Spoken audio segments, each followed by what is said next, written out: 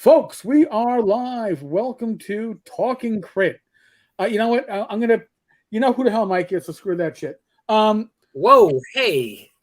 I don't even get an introduction this week. I see you all the time. You basically with us today, and listen, I am thrilled.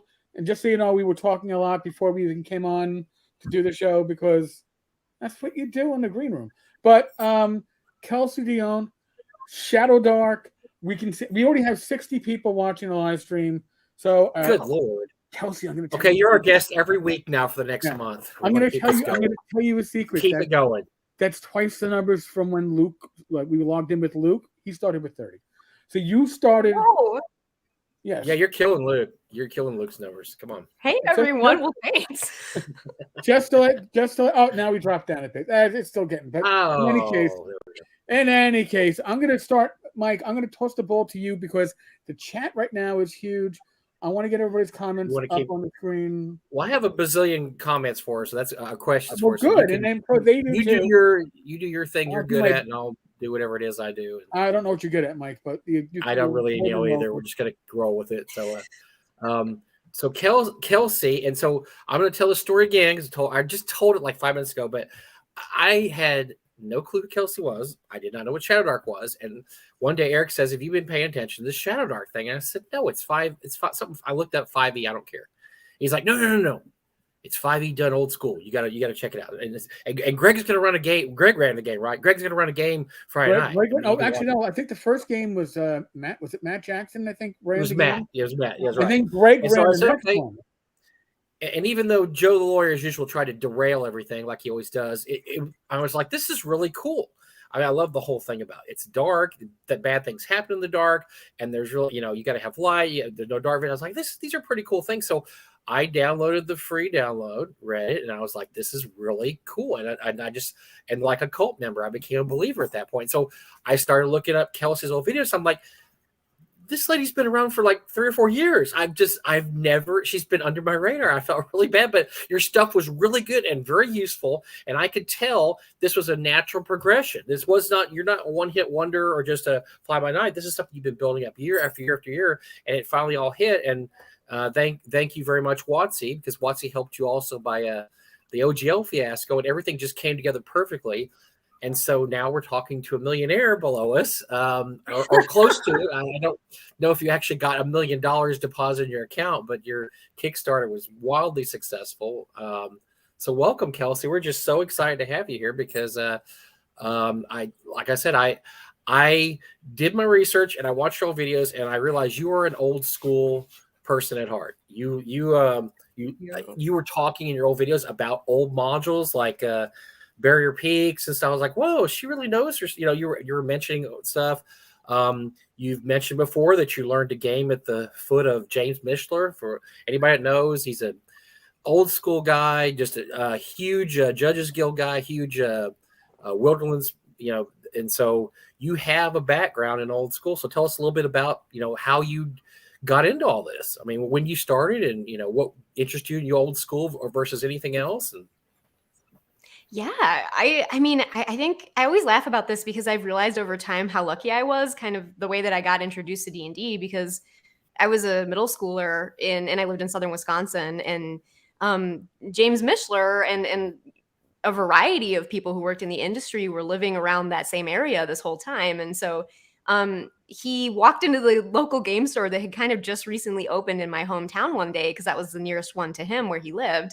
And he offered to start running D&D sessions, and we were like, okay. And we really didn't, it was my friends and I who were fledgling nerds, and we had just started coming to this place and buying D&D books and trying to figure it all out. And, James started running these games for us that, I mean, I still think back on them and I'm like, those were incredible games. He's a fantastic game master. He was running stuff for us in the Wilderlands.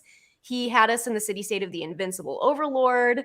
There are so many stories about how we were idiot players and got killed because we went down underneath the city-state without any gear and, got into huge trouble. And we got this, like, I I don't even know exactly how to explain it. I think James just started running old school style games for us right from the start, and that's what we came to love and expect and view as D&D. You know, when we thought about playing what D&D, system were you running? Was James running, or what system was he actually running at the time?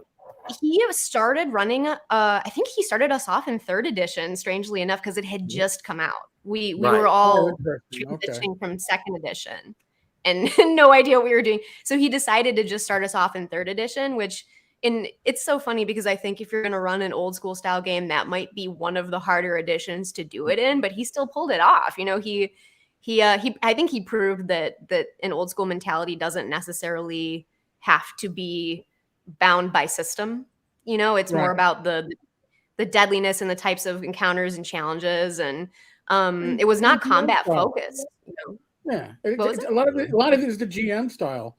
Because if you are too focused on the rules, you're probably not old school, no matter what rules you're playing with. I mean, I think even like Zach Smith, when he was doing like Kill It With My Axe, wasn't he using like 4E and still kind of he was using 3? Well, the big argument I got with Zach years and years ago before when he was just mini Zach and nobody knew what a a-hole he was that I said on a blog that I didn't think you could run old school with 3 point, I think it was 3.5, and he vehemently objected to it. And actually, he convinced me he was right. And I said, you know what, you're right. Old school is a way of my. So I agree with Zach. And then he was my friend, because if you agree with Zach, then he's happy and everything's great. But yeah, I agree with him. I said, it's a state of mind, and so yes, you can old school anything if you know what you're doing and you do it properly. And you've managed to old school up 5e, which I think is cool. And so I'm going to ask you. So when you were thinking about doing Shadowdark, did you ever just think about just doing an OGL or not OGL, an OSR system, or was it always going to be a 5e system with OSR elements to it? Yeah, I think.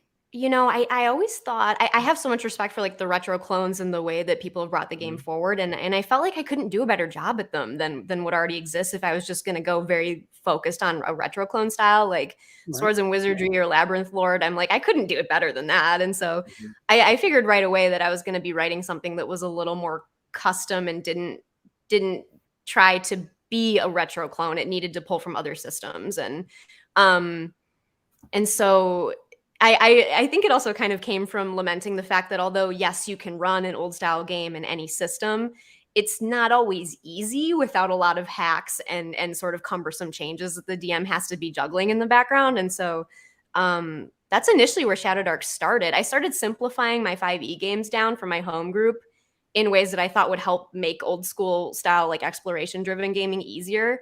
And then it started to turn into a system, as I'm sure everybody has experienced. I think any old school person's rite of passage is like making their heartbreaker. And I think Shadowdark kind of started off that way. And then it became like, I was like, I have to turn this into a full thing or I'm not doing it justice, like a full book with support from end to end built from the ground up. And it kind of became an obsession, you know?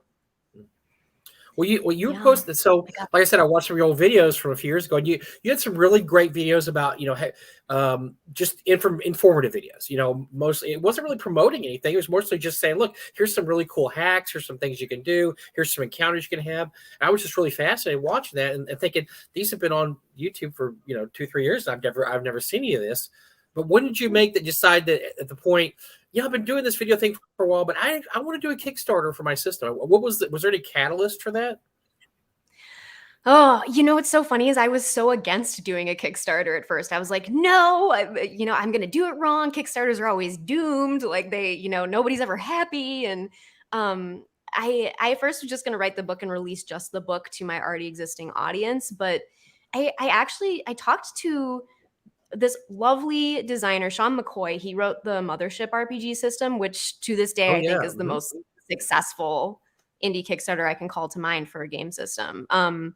And he was like, but why wouldn't you try to do the greatest justice to your game that you could? He was like, why would you artificially limit yourself by not reaching that new audience you could on Kickstarter and really trying to give it legs? Because he's like, do you want to be writing for this game 10 years from now? And I was like, well, yeah.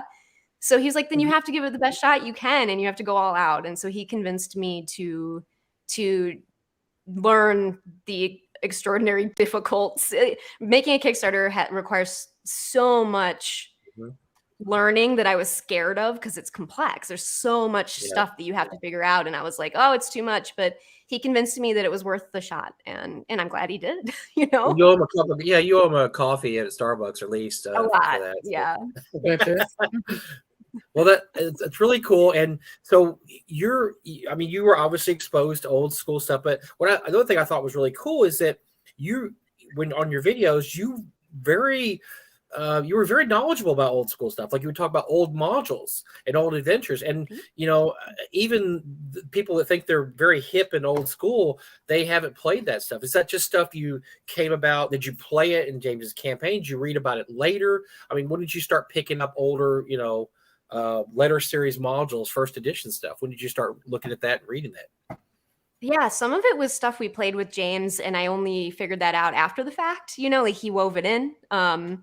And some of it was stuff that, because I think I kind of, in the 5th edition world, I'm primarily an adventure designer. That's what I focused on with my work. Like I don't really do like class design or rules and stuff like that with 5th edition. It was just adventures. And I remember thinking back on the adventures that we were playing during that time period and wondering kind of why they always felt so special. And so I started really revisiting all of them and being like, hey, we played that, and like, oh my gosh, this was the part of the city state of the Wraith Lord, or what is it called underneath the city state? And I was like, oh yeah, we were here, and Wraith Underlord, I think it's called. Yeah. Yeah. Yeah. And even the like revisiting all those things, I realized that those are the adventures worth examining for the kind of gameplay I was hoping. And so I was like, I've been reading them for a long time, but then I really went on a bender being like, I have to make sure I am aware of and have read every single one of these and kind of analyzed it for what was great about it and learned from it, But that is kind of unusual. New school type people usually like, well, that's old stuff, and we're not going to worry about the old stuff. We're going to move into the new stuff. So I was very impressed by that, the fact that you actually did your homework and found out. Because a lot of the people you talk to, and a lot of them are wonderful people, but they just don't have any idea of the history of the game. And not saying older modules are better or more. A lot of them are really terrible. You read them, that's really terrible. Like, this is a total railroad. Mike, you're giving away secrets. Come on. But I always joke and say something. It's something like, something Ken Spencer wrote or something Greg Gillespie wrote came out 40 years ago, it had been considered the greatest thing of all time, because those are actually really well-written items. That stuff back then was kind of like, it's a tournament module. We're going to turn it into a regular module, and they would bash it out. And and you look at it now, like it doesn't really have the structure you expect out of a, really good adventure. But it's the foundation of our hobby. I mean, that's where, everybody kind of started. And Eric and I talk a lot about when people, when they used to play back then, you go to a convention and everybody played B2. Like, oh, what did your group do in B2? Oh, we did this. And we've lost that because there's so many adventures out there and so many games, so many styles. You don't have that conformity where you could just all sit down and talk about Tomb of Horrors. Oh, we all went through Tomb of Horrors. Oh, what'd you have? Oh, we all died. Oh, we all died too. Oh, the Paladin survived, And I just think that's really cool and that's just kind of the foundation of the hobby and where it came from. It was kind of like, hey, we all are banded together. We all play this same game, and we're all nerds, and nobody likes us, and the satanic panic's going on. And it's just, there was that whole family, we are a family thing going on. So I just think that's really cool. I just think it's very cool that you dug into that and found out. Well, thank you. And I'm curious what you guys think about this too, because I think that what you were saying about the fact that there was this, you had a shared experience with a lot of people in your gaming community in those times, because there were fewer modules and pretty much everyone had played at least one or two of them. And like, do you guys think that that's kind of missing now? Because I kind of do. I think that's not a thing anymore in the old, in the old school days. I talk about that, but yeah, go ahead, Eric.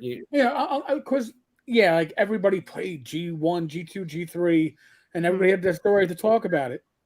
But when did you have a chance to talk about it? You met other groups, maybe at conventions, when you're sitting at a convention. I mean,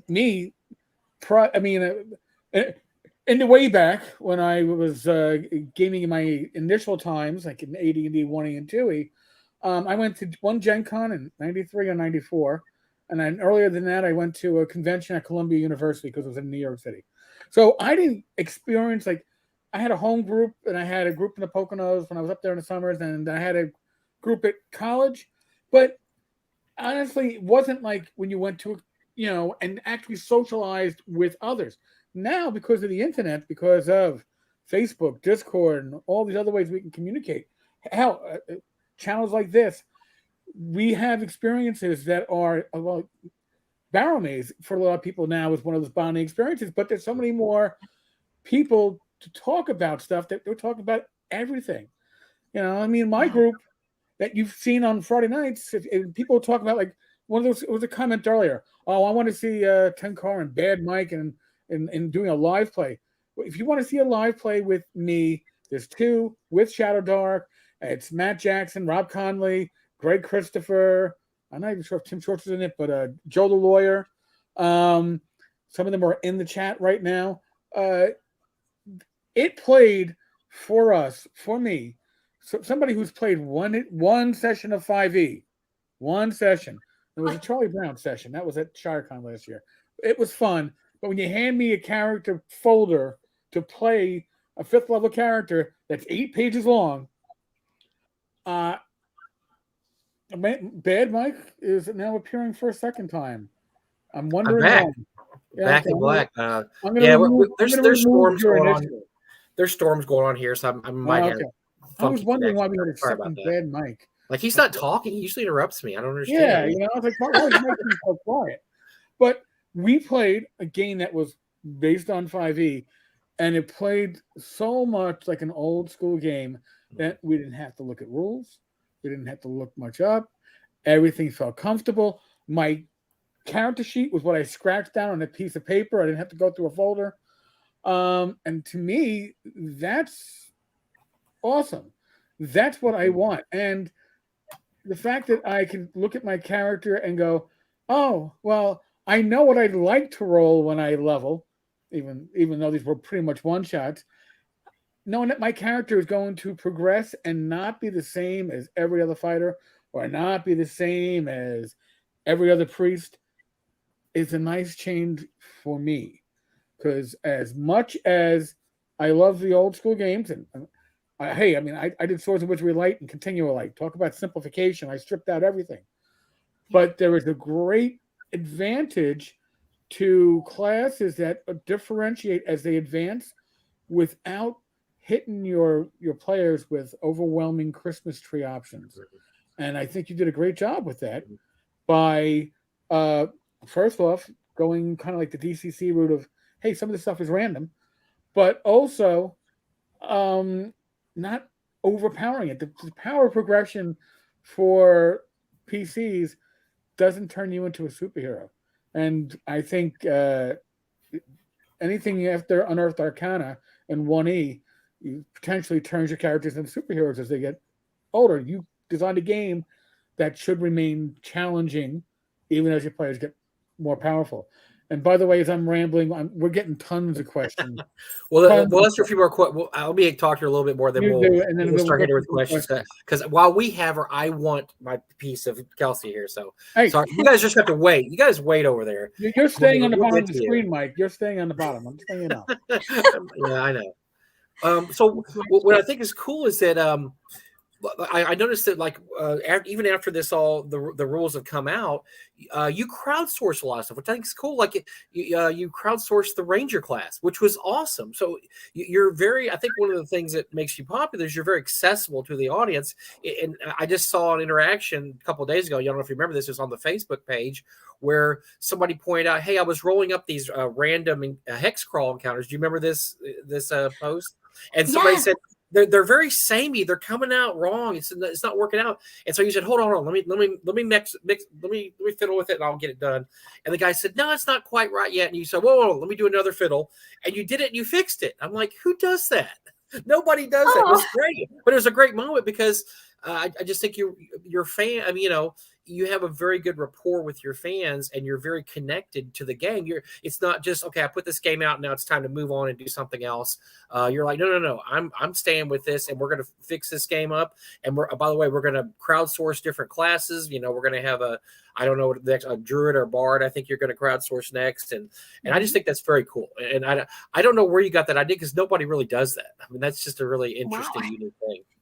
Thank you. I think part of it is because I know that the people that are talking to me on the Facebook group are the people I'm going to be running games for and who are going to be running games for their friends. So I'm like, well, I want to make sure this all fits with how we're actually going to use it. So like that hex crawl thing was such a great example because I can play test things for years, which I did, but it until you really get like this massive amount of public feedback on something, you're not really going to be able to perfect it. And so, try as I might, until I had 13,000 eyes on the game, the play testing I could do was limited by my audience, which was smaller at the time. And so like that, people giving me their direct insights about how something plays at the table is worth its weight in gold. Like I can get no better feedback than that from people. So I always try to take action on it right away because it's always just so informative for making things. What was funny about the guy's post too is he said,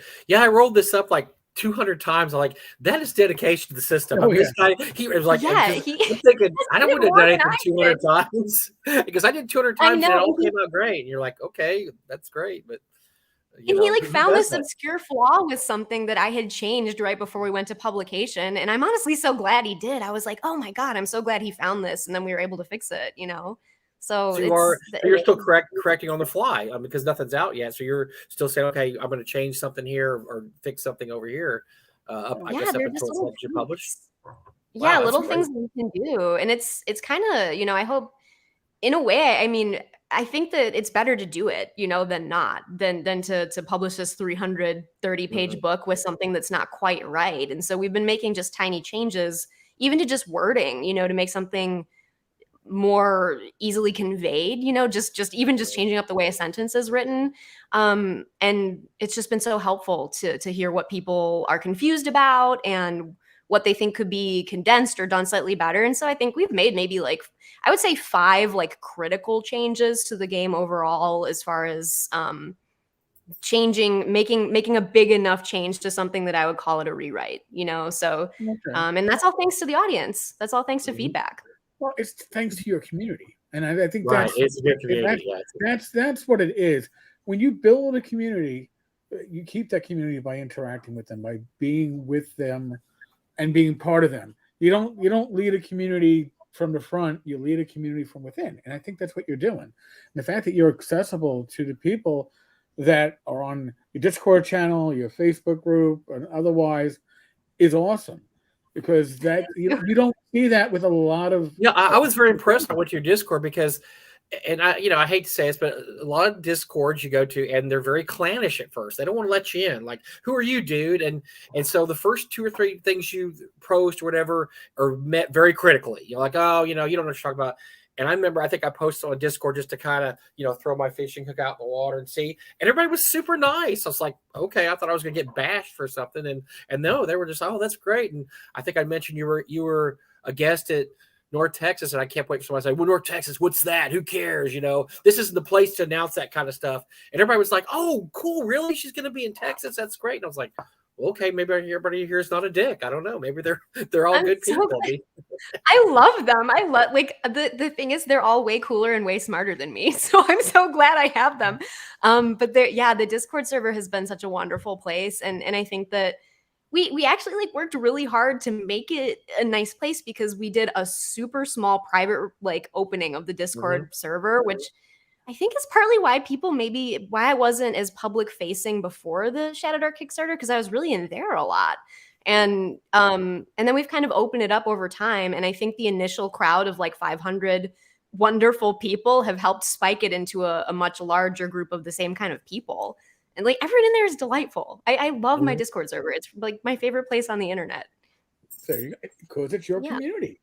You're again, you don't lead that from the front. You lead it from within, and you're doing an amazing job. I'm just, as an observer and somebody who's participating in your community, you got great people there. You got very, very excited and loyal gamers there that are just, I've seen some rule discussions go on with questions, and it doesn't devolve into virtual name calling like it does in other ones where it's polite.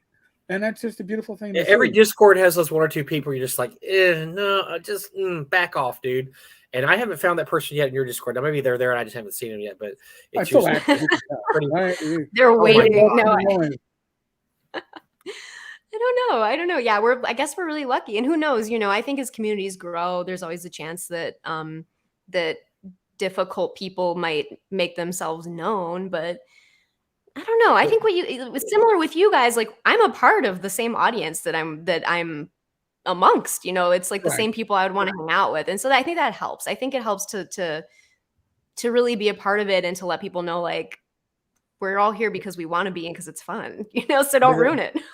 The most negative thing I saw, which really wasn't negative, I just thought it was hilarious, was that the guy who came on Facebook and says, I really like Shadowdark, but I don't like the darkness thing, and I don't like the torch thing, and I don't like the real time thing. And basically everything that you'd added, he didn't like. And so everybody started asking him, why don't you just play 5e? Why are you playing Shadowdark? You just took everything out of Shadowdark that made it Shadowdark, which I just thought that was funny. And I don't even remember what his reply was, but it was just, and my reply was along, everything's a buy-in. If you want to play Shadowdark, this is what you're buying into. If you don't want to play Shadowdark, fine, but you're not playing Shadowdark anymore. You're playing 5e, because basically you wanted to cut out everything you added in there. But that's the most negative person I saw, which wasn't really even negative. It was just funny, I thought. Yeah, that is funny. I think, I think that people coming from 5e, those kinds of rules are harder to adapt, for them. So I think there's some reluctance, but that's the other thing last thing I want to ask you before Eric gets to his million questions that have been people asking was that, so when you decided to do this with 5e, and you decided to change some things and make it different, was there a big, huge pushback? Because one of the things I just think is funny about, I don't play 5e. I know people that play it, and I think it's great. I mean, whatever people play is fine. I don't really care. Right. And a lot of people play 5e eventually come to old school too, so it works out really well. But they also, the whole generation has grown up playing 5e now. I mean, it's been around for what, since 2014. I mean, it's been around for a long time now. So what kind of pushback did you receive when you said, hey, I'm doing 5e, but here's the kind of changes I want? Because I mean, the picture is 5e players don't like to ever die, and it's really hard to die. I mean, I'm sorry, it's really hard to die in 5e unless you just really, really want to kill yourself. And so that's always a thing. And you're kind of more of a superhero in 5e than you are in regular D&D, and especially old school D&D. And you might have the kind of player that likes to develop a backstory for their character that might be 5 pages long. I mean, because I'm not going to die, so I'm going to work this guy up, So what was your backlash, or did you even have any backlash? Yeah, no, I mean, I did. I think that for the people who didn't like some of the stuff I was doing, the number one thing was that people didn't like making characters both reduced in complexity and more fragile. And I understand that. I mean, the 5th edition is a complete double face from what 5th edition pitches, And so I think that what I've always tried to explain to people too about this is that what I took from 5th edition was not mentality, it was math. And so I wanted a system that was a D20 roll high against a target number. And 5th edition does that pretty well. It does it quite well. And so that was the big thing. But I was like, everything else has got to change, you guys. Like, we're using some core concepts from 5th edition, but the mentality behind the play is going to have to come from old school. And so that means that you are exploration driven. You are kind of a weak character who's discovering who you are over time, and you're not going to be all powerful. And so I think that the 5th edition crowd was expecting me to do the 5th edition thing, with super powerful characters and stuff. And I think some people might have been disappointed to discover that wasn't the case, but all of the things that make 5th edition have some quality of life improvements are still there. They're just kind of subtle. It's like, even just the fact that always rolling high is good in Shadowdark, that was hard to bake into the game from the ground up. But 5th edition players immediately understand that. It's so central to what they do that they don't even realize that it is until it's missing, and so that was a big thing. And so I hope it's a fair trade to them. Eric, you got a million questions. I got a million questions. Start hitting those. Otherwise, we'll be here till midnight. So we have some people that have donated. We'll get to them in order. Thank you, people. Yes, Terry. Were there any mechanics from your game that you didn't include in the Shadowdark system? And if so, can you share them or some of them? You know, I think there were mechanics that I tried and tested and then found I didn't like. Because I mean, ultimately, Shadowdark kind of was grown out of my home game. I think, as any of us who've written a system, that's Right. how it starts. I remember trying to incorporate skills-based skill systems from the beginning because I was like, well, 5e players expect this, and it's very like having kind of a skill tree is very not old school because I have a lot of opinions on that, but I don't need to go into it. But I tried originally having a little bit of a more codified skills system, and like I hated it, and I ended up taking it out, and my players were like, "Why? Like, why are you taking away my sneak silently and my persuasion and all this?" And so that, but I got rid of it early, and I mean, never looked back, so that didn't make the cut, but we did test stuff like that. So I'm glad that didn't make it into the final thing, but yeah, that was one of them. Okay. TXG, what has been the hardest part of being a publisher? Oh, I think just being seen, getting seen, trying to let people kind of know who you are and what you're doing. Is always going to be the hardest fight, I think, as a publisher, because you have to find people where they go and show them what you have in a way that's appealing, and it's it's a battle that never ceases. It's always going to be something you're doing, and that's the hardest part. Yeah. Fair enough. Rob Conley, Bat in the Attic. Kelsey, I just want to say that I am really impressed with Shadowdark. Rob has a very high bar that you have to hit. Yeah. I know how hard it is to work with minimalist systems where every mechanic has to pull its weight. You and your team did a great job. Thank you so much. Rob, if you're looking for an invite for tonight's show, man, no. Sorry. The show will never end. No, she's ours tonight. You have to wait. Sorry, Rob. You'll have to work on her Friday night if you want to bring her back. Andrew, would you consider creating a solo supplement for Shadowdark like the One Ring did with its Strider mode supplement? Now that would be interesting. That is interesting. What's so funny is I have a much greater appreciation for solo play after watching Trevor Duvall's show on YouTube. He has like a live play show where he uses the Mythic Game Master Emulator. And I haven't tried to design for solo play, but I totally don't discount the idea. I think it's really cool. And I think that I was originally thinking about it all wrong, where you would have to somehow write a module that someone would be going through and have all this logic built in case they do this and that. But I would take a totally different approach from that after seeing live solo play in action and really the quality that it can achieve with the right kinds of tools. So yeah, maybe I think I will try that someday. There you go. Mm-hmm. And by the way, folks, Rebellion picked up Tunnels and Trolls. They announced it today. So I saw that. It's going to be interesting to see, I guess, 9th edition of Tunnels and Trolls, Beyond D&D in edition. Figure that one out. Wow. I think, yeah, I'm a huge TNT collector because I can't collect D&D stuff. I don't have that endless pocketbook. But Tunnels and Trolls, I can make a complete collection of early print stuff, and I'm damn close to it. Darcy, we're letting her talk.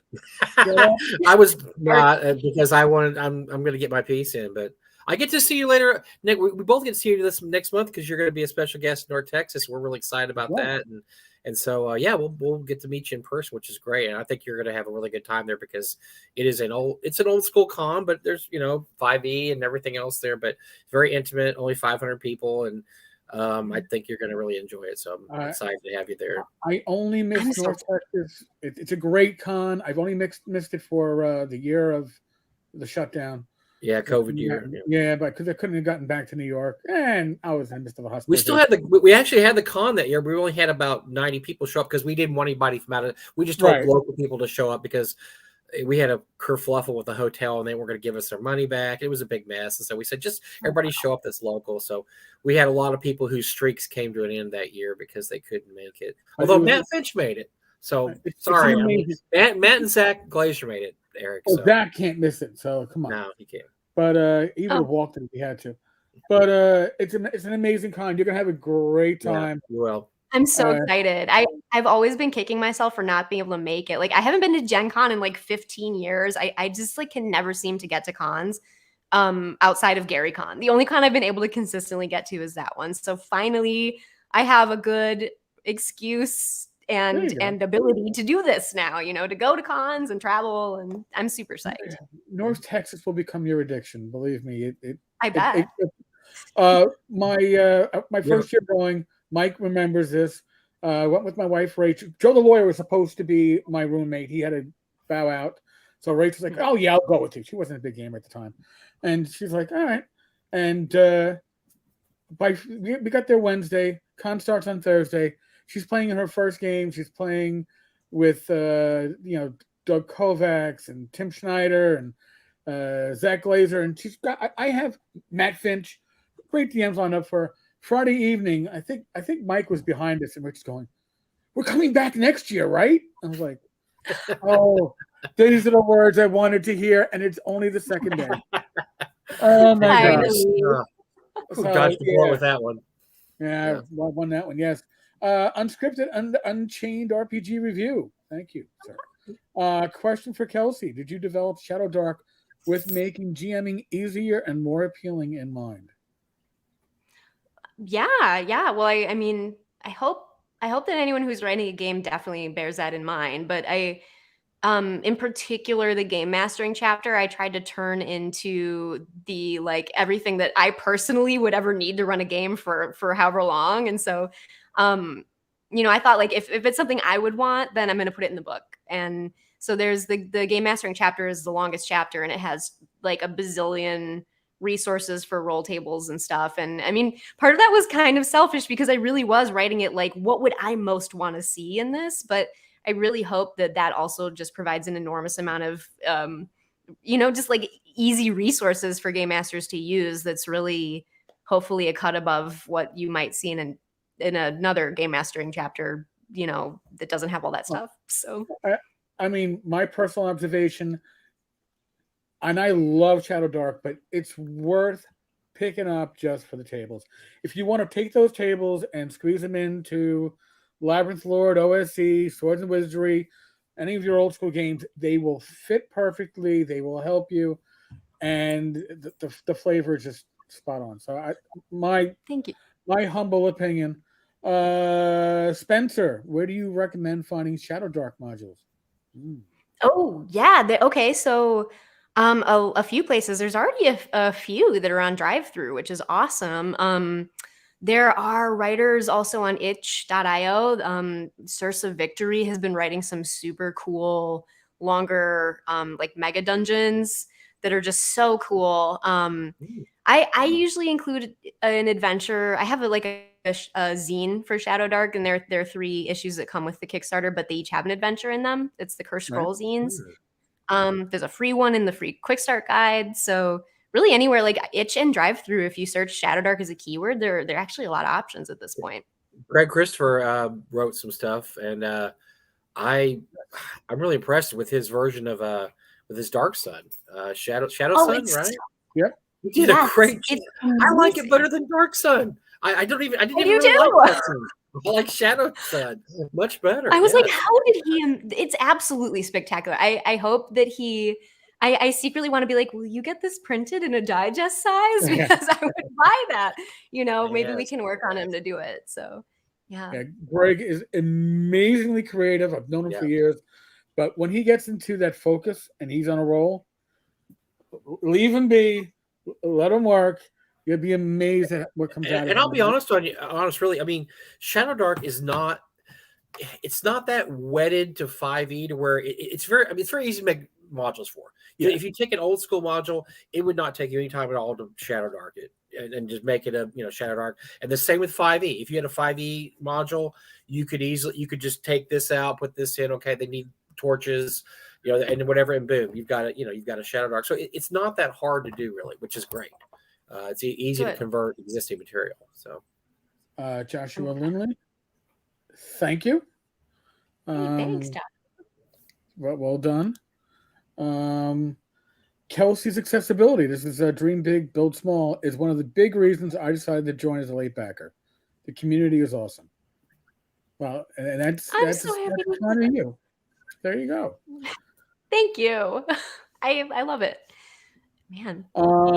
Spencer, I've heard a lot of criticisms regarding the real-time element of the game, but the actual plays I've seen on YouTube, it seems to work very well. That's been my experience. And as a long-term GM, I am sure if it got fudged and you forgot and you left an extra half an hour going, it's not going to kill anything. No, it's totally, it's purely meant to make the characters feel like they have to move quicker. So if you occasionally forget about it, you're not hurting anyone. You can use it to make them feel like they've got to go, but like, you know, time's running out, you guys. That's its only purpose. So it's it's more simple than I think people realize at first. Yeah, and it is there for flavor.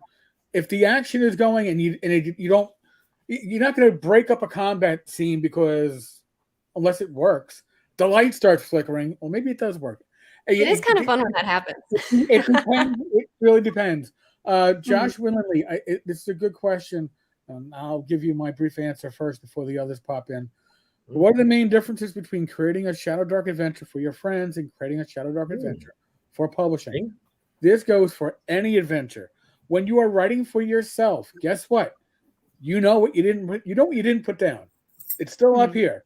So when you are running it, you're looking at it, and then you're basically looking at notes. Okay, it doesn't have to be complete because your brain knows what you intended. When you are writing it for publication, you have to explain everything and realize you're not running it for your own group. You are writing it for different groups. So therefore, you have to take different ideas, different possibilities, different tactics into account. So it's much harder writing an adventure for publication, regardless of system, than it is to write for yourself. And get an editor. I mean, I know everybody thinks they don't need an editor, and believe me, I've seen some Grammarly, man. Grammarly. Thought they didn't need an editor, and you need an editor, folks. And anybody, or at least have some trusted friends read over your module, and the spell check didn't get that. Yeah, because you change it in your mind when you read it. Right. Scene. It's the same word. They mean different things, and so. Yes, definitely get an editor or have somebody read. You would not believe how much it would help, and they may save you from a fatal error too, because you're like, wait, you didn't write the room number here. It's the room that you switched your room descriptions. Like, oh dear, because I've seen that in a professionally published module where room descriptions were it happens. So. I just had that. I had somebody looking over some work for me, and they found that in one of my adventures. They were like, "These two rooms are mislabeled and switched," and I was like, "Oh my god, thank you for spotting that." Editing, getting some outside eyes for editing is just invaluable.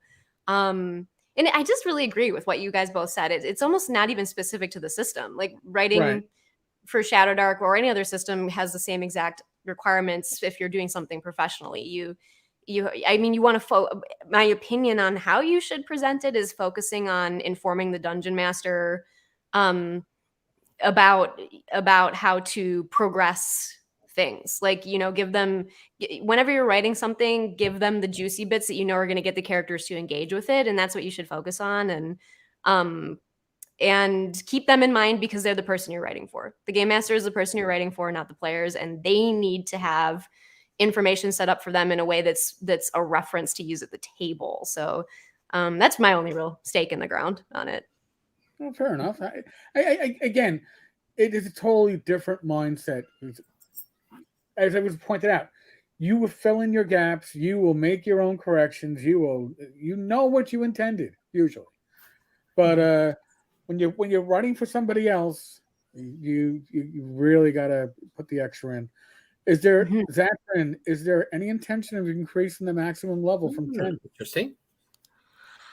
The game wouldn't be what it is beyond level 10, in my opinion. Like, could we write something that was, the post game, like the strongholds and followers and retain, that could exist for Shadowdark, but some systems would have to change and the focus of the game would change. So I don't have any concrete plans for that right now.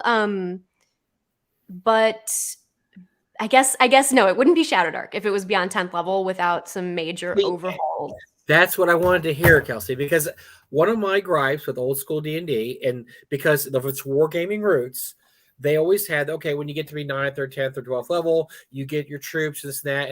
And honestly, and I've been playing since 1978. Every time that happened, we started over. Because the most fun is levels 1 through, whatever you think your sweet spot is. I like 1 through 3, but it could be 3 through 5 or 6 through 7 or 9. But by the time you become superheroes, I mean, I don't know how many of you guys have DM'd a game for really high level characters, but it's a pain in the ass sometimes. You have, 9 players and they all have 12th level characters. It is an absolute pain in the ass because they can do almost anything. And I love the idea of saying, okay, let's start over. You're 10th level. You did it. You made it. Right. You reached the top of the mountain. Let's roll. It's fun. Yeah.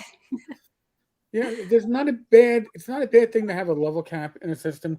Continual like caps at level 7. When I worked with James Spahn on that, people are going, why 7? I go, 4th level spells. Trust me. Mm-hmm. It doesn't go insane. But they're like, but what if I want to keep on playing?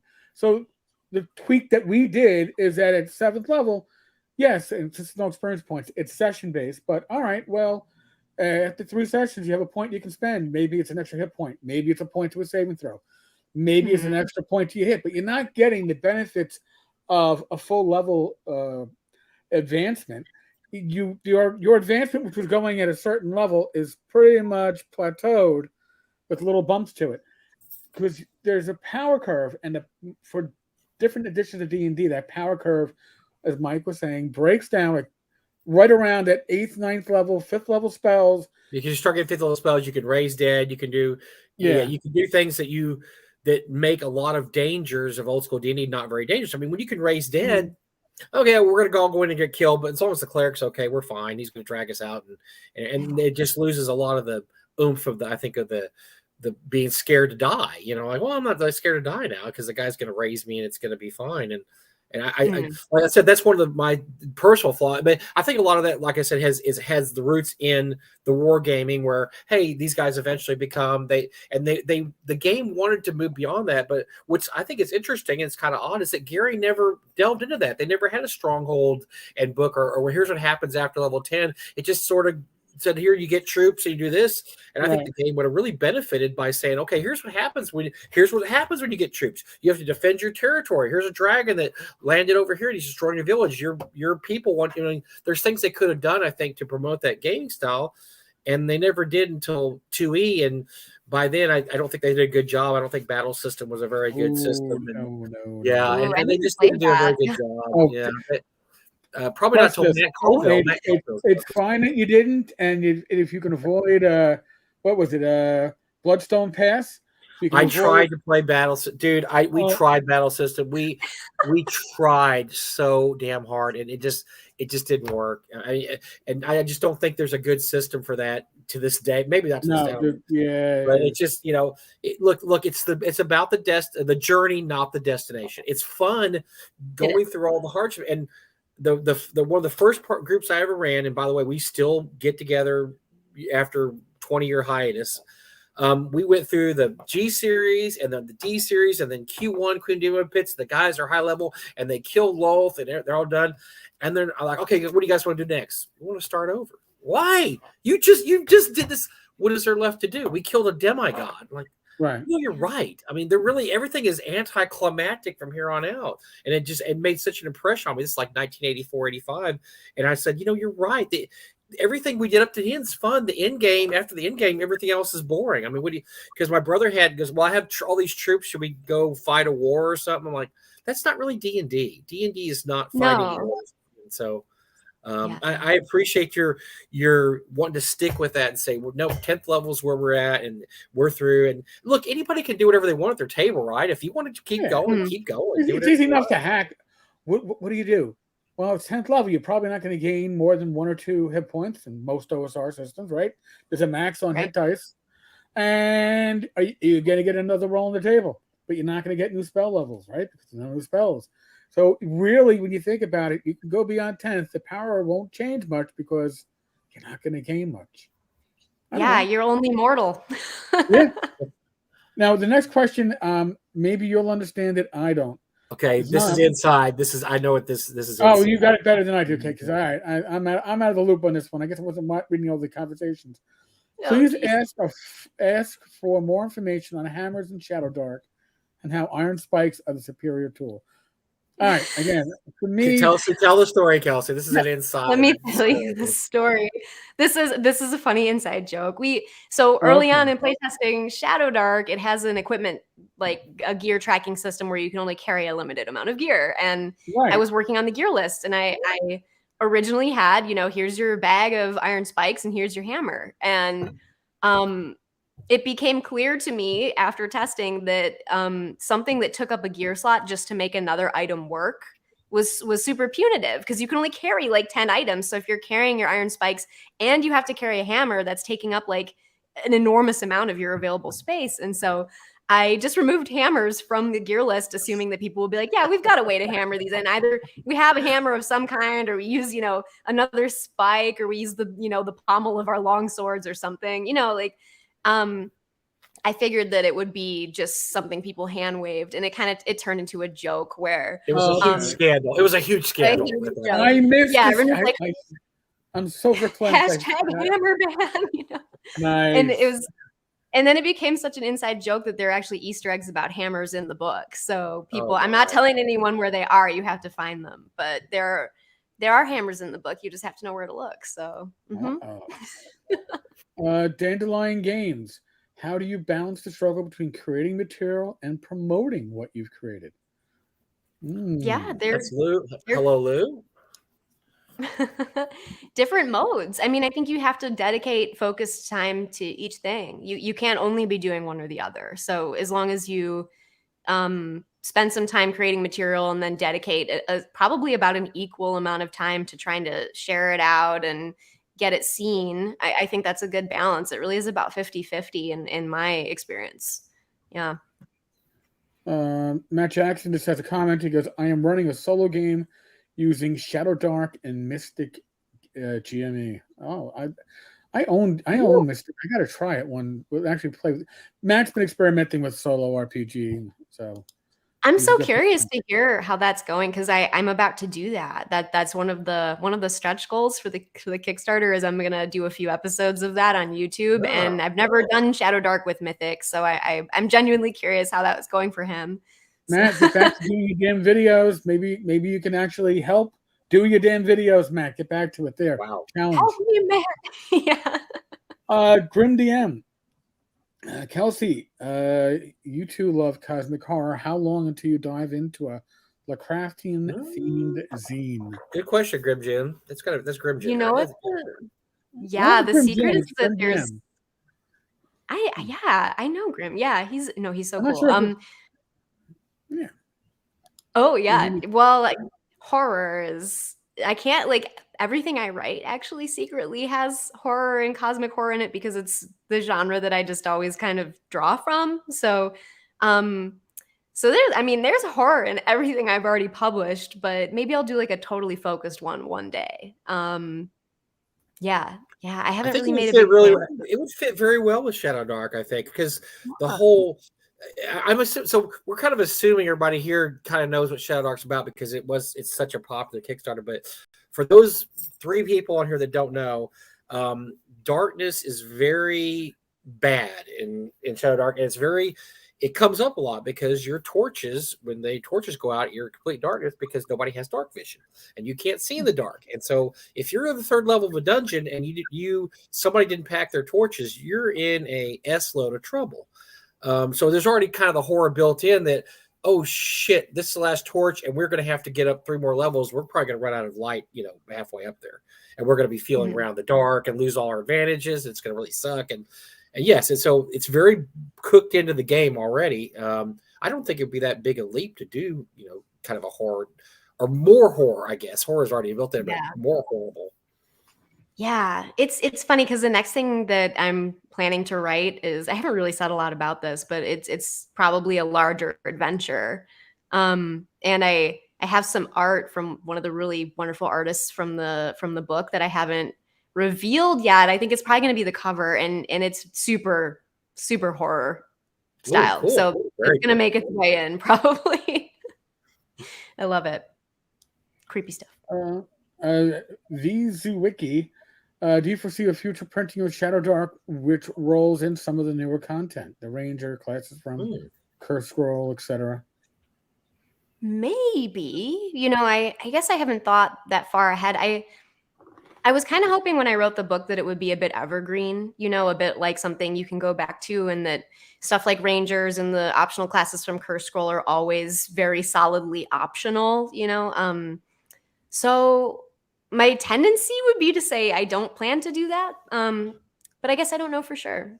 Well, you can always do like an Earthed Arcana, just like here's your optional stuff that's kind of official in one place, as opposed to at this time she now has out a dozen zines and a dozen classes. She might just be able to, put it all together. Yeah, that could be a thing. So riffing off that, I mean, you did this really cool thing where you basically worked up a Ranger character by getting input. So what other characters do you have on the agenda, or what other classes do you have on the agenda for that?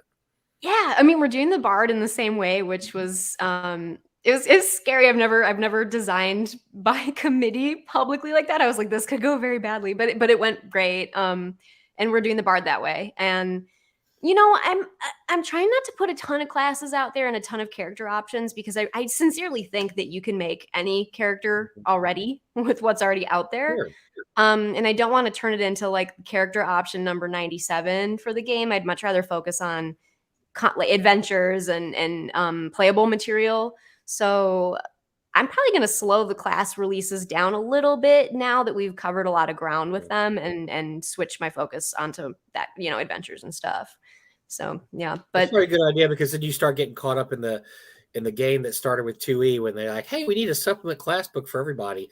And then, when you're getting to like the handbook for ninjas, you're like, okay, we've gone too far, obviously, because we don't need 16 different kinds of ninjas or barbarians or whatever. Yeah, just the core classes are great. And you can, oh, by the way, Tom, I saw your stupid question, and you can go after yourself, Tom, because that was Tom asking about bald business owners. And he was, yes, that's Tom. Tom Tullis. Me and Tom Tullis. So, yeah.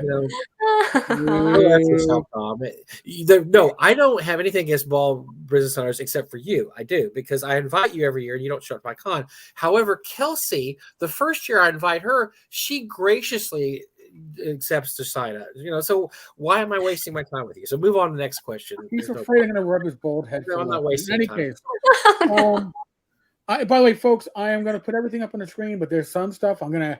I know people are like, you missed my question. I am already 20 minutes behind on questions. So listen, they're good ones, but I got to kind of get some highlights here. Greg Christopher, Shadow Sun. So did the equipment expansion. He wants to know if you can ask Drive to create a Shadowdark category for products. I have repeatedly, and they've said no. So maybe we just have to make more. They're like, there needs to be more material at a consistent pace. So if you guys want to see it on drive-through, start throwing Shadowdark. Who are you? Yeah, well, I mean, have you ever done anything, Kelsey? I mean, come on, there's no point in you're having. Yeah, okay. I was like, hey, people want to search for Shadowdark tagged things, and they were like, we'll come back to it. And I was like, all right. So I mean, it's in everybody's hands. If you want that, start publishing stuff that says for Shadowdark in it on there, and they'll take notice eventually. There you go. See, we're gonna. It's like, again, crowdfunding. Crowdsourcing. This is going back to it. It's in your hands, folks.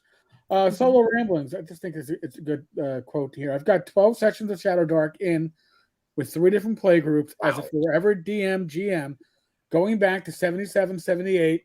I know what that was like. I was at for decades. I find it's great to play. It is perfection for my groups. Thank you. That makes me so happy to hear. Thank you so much. And 12 sessions already. That's really impressive. How is he in 3 groups? I can only do 1 group once a month. How on earth do people do that? By the way, we're meeting Saturday, and I still got to work on my adventure for Saturday. But I mean, we do once a month. Is it just maybe he's 25? I don't know. I'm old. I don't listen. the random party generator that those guys on Friday night, every other Friday night. I'm the only one that's only in one game with them on Sunday nights. Rob Conley's also running a game, and people are in that. It's like 3 games running for. I don't have the time. I'd have to stop doing live streams. Damn it. Bob, looking forward to running a game with the min-max munchkins in my group. We'll have Caverns over. Good. Good. That's what I hope for. See, we're only like 18 minutes behind right now. Okay. The real time works great. I started using it for other systems, so now that is a pretty cool sign. This Joe just hit another level. That's a future millionaire game designer right there. You guys are trash until Kelsey came on your show. Now I like your show. Yeah, awesome. now you're actually worth something. Okay, I'll actually tune in maybe next week. Shadowdark feels like it was born in the 70s. I would have to agree with that. And it's partially the aesthetics, too. It has that look and feel of an older RPG in its presentation. So here, we'll throw that question out. I'm assuming that that was part of the intention, was to be able to come along with that feel of an older game. And you also didn't go with color art either. You went black and white, which is something that I've talked to modern publishers who are like, oh, no, you got to go color. You got to go color. 1.365 million, I think, says that Kelsey made the right choice, but thank you. I wanted it to feel like that, like an older book. I mean, I just wanted that. I mean, I don't know. It's weird because when people are like, why did you do it? I think my only answer is because it's cool. I don't know. I liked it. I like that kind of art. And the artists I wanted to work with are incredible at that kind of art. And so it was what we did. Yeah. Well, let me ask you a question then, Kelsey. So at any point, because you're doing something, I know that OSR is big, but there's always been this division between OSR and New School. There's kind of this division, even though it's not that big a division, because we have people come to North Texas, they play in 5e games, they play in 1e games. But did you ever at point just think, maybe I'm doing this wrong because, I don't know if I can meld these two styles. I mean, did you ever doubt yourself and think that maybe this just isn't going to work out and people are just not going to want to play 5e and maybe they'll die? And they're like, wait a second, you never die in 5e. What am I doing here? Yeah, there's always been the side where I'm like, I think I might scare away people who are coming just from 5e and it's just too different for them. But I haven't really found, thankfully, I've found it to not really be the case that people get scared off from it, but you do have to tell people who haven't played this style of game, you have to, prepare them mentally. You have to be like, you could die, and you have to kind of fight dirty, and you shouldn't just run into a room full of orcs. And, it takes a little bit of adjustment for them, but I think because the math is a little bit familiar, that it makes it easier than I could have guessed for them. Just like roll high and add your stat bonus is pretty common language to 5e players. So that ended up working out a little bit better than I thought. I thought no one was going to pledge. You guys, I set the Kickstarter at 10,000 to fund. I saw that. Listen, that was funny. It was a good place to set it. Actually, give you lots of stretch goal room. Yeah. I mean, yeah, the stretch goal. Yeah. And by the way, as somebody who has followed Kickstarter for, looking behind me, okay, she's out of the room, for way too long and backed well over 650 Kickstarters over that time, I've seen Kickstarters fail by succeeding. And and I could see that with you and how you were setting things up, you were not going to succeed and fail. You were going to make sure that success would lead to even more success. So, well done. Thank you.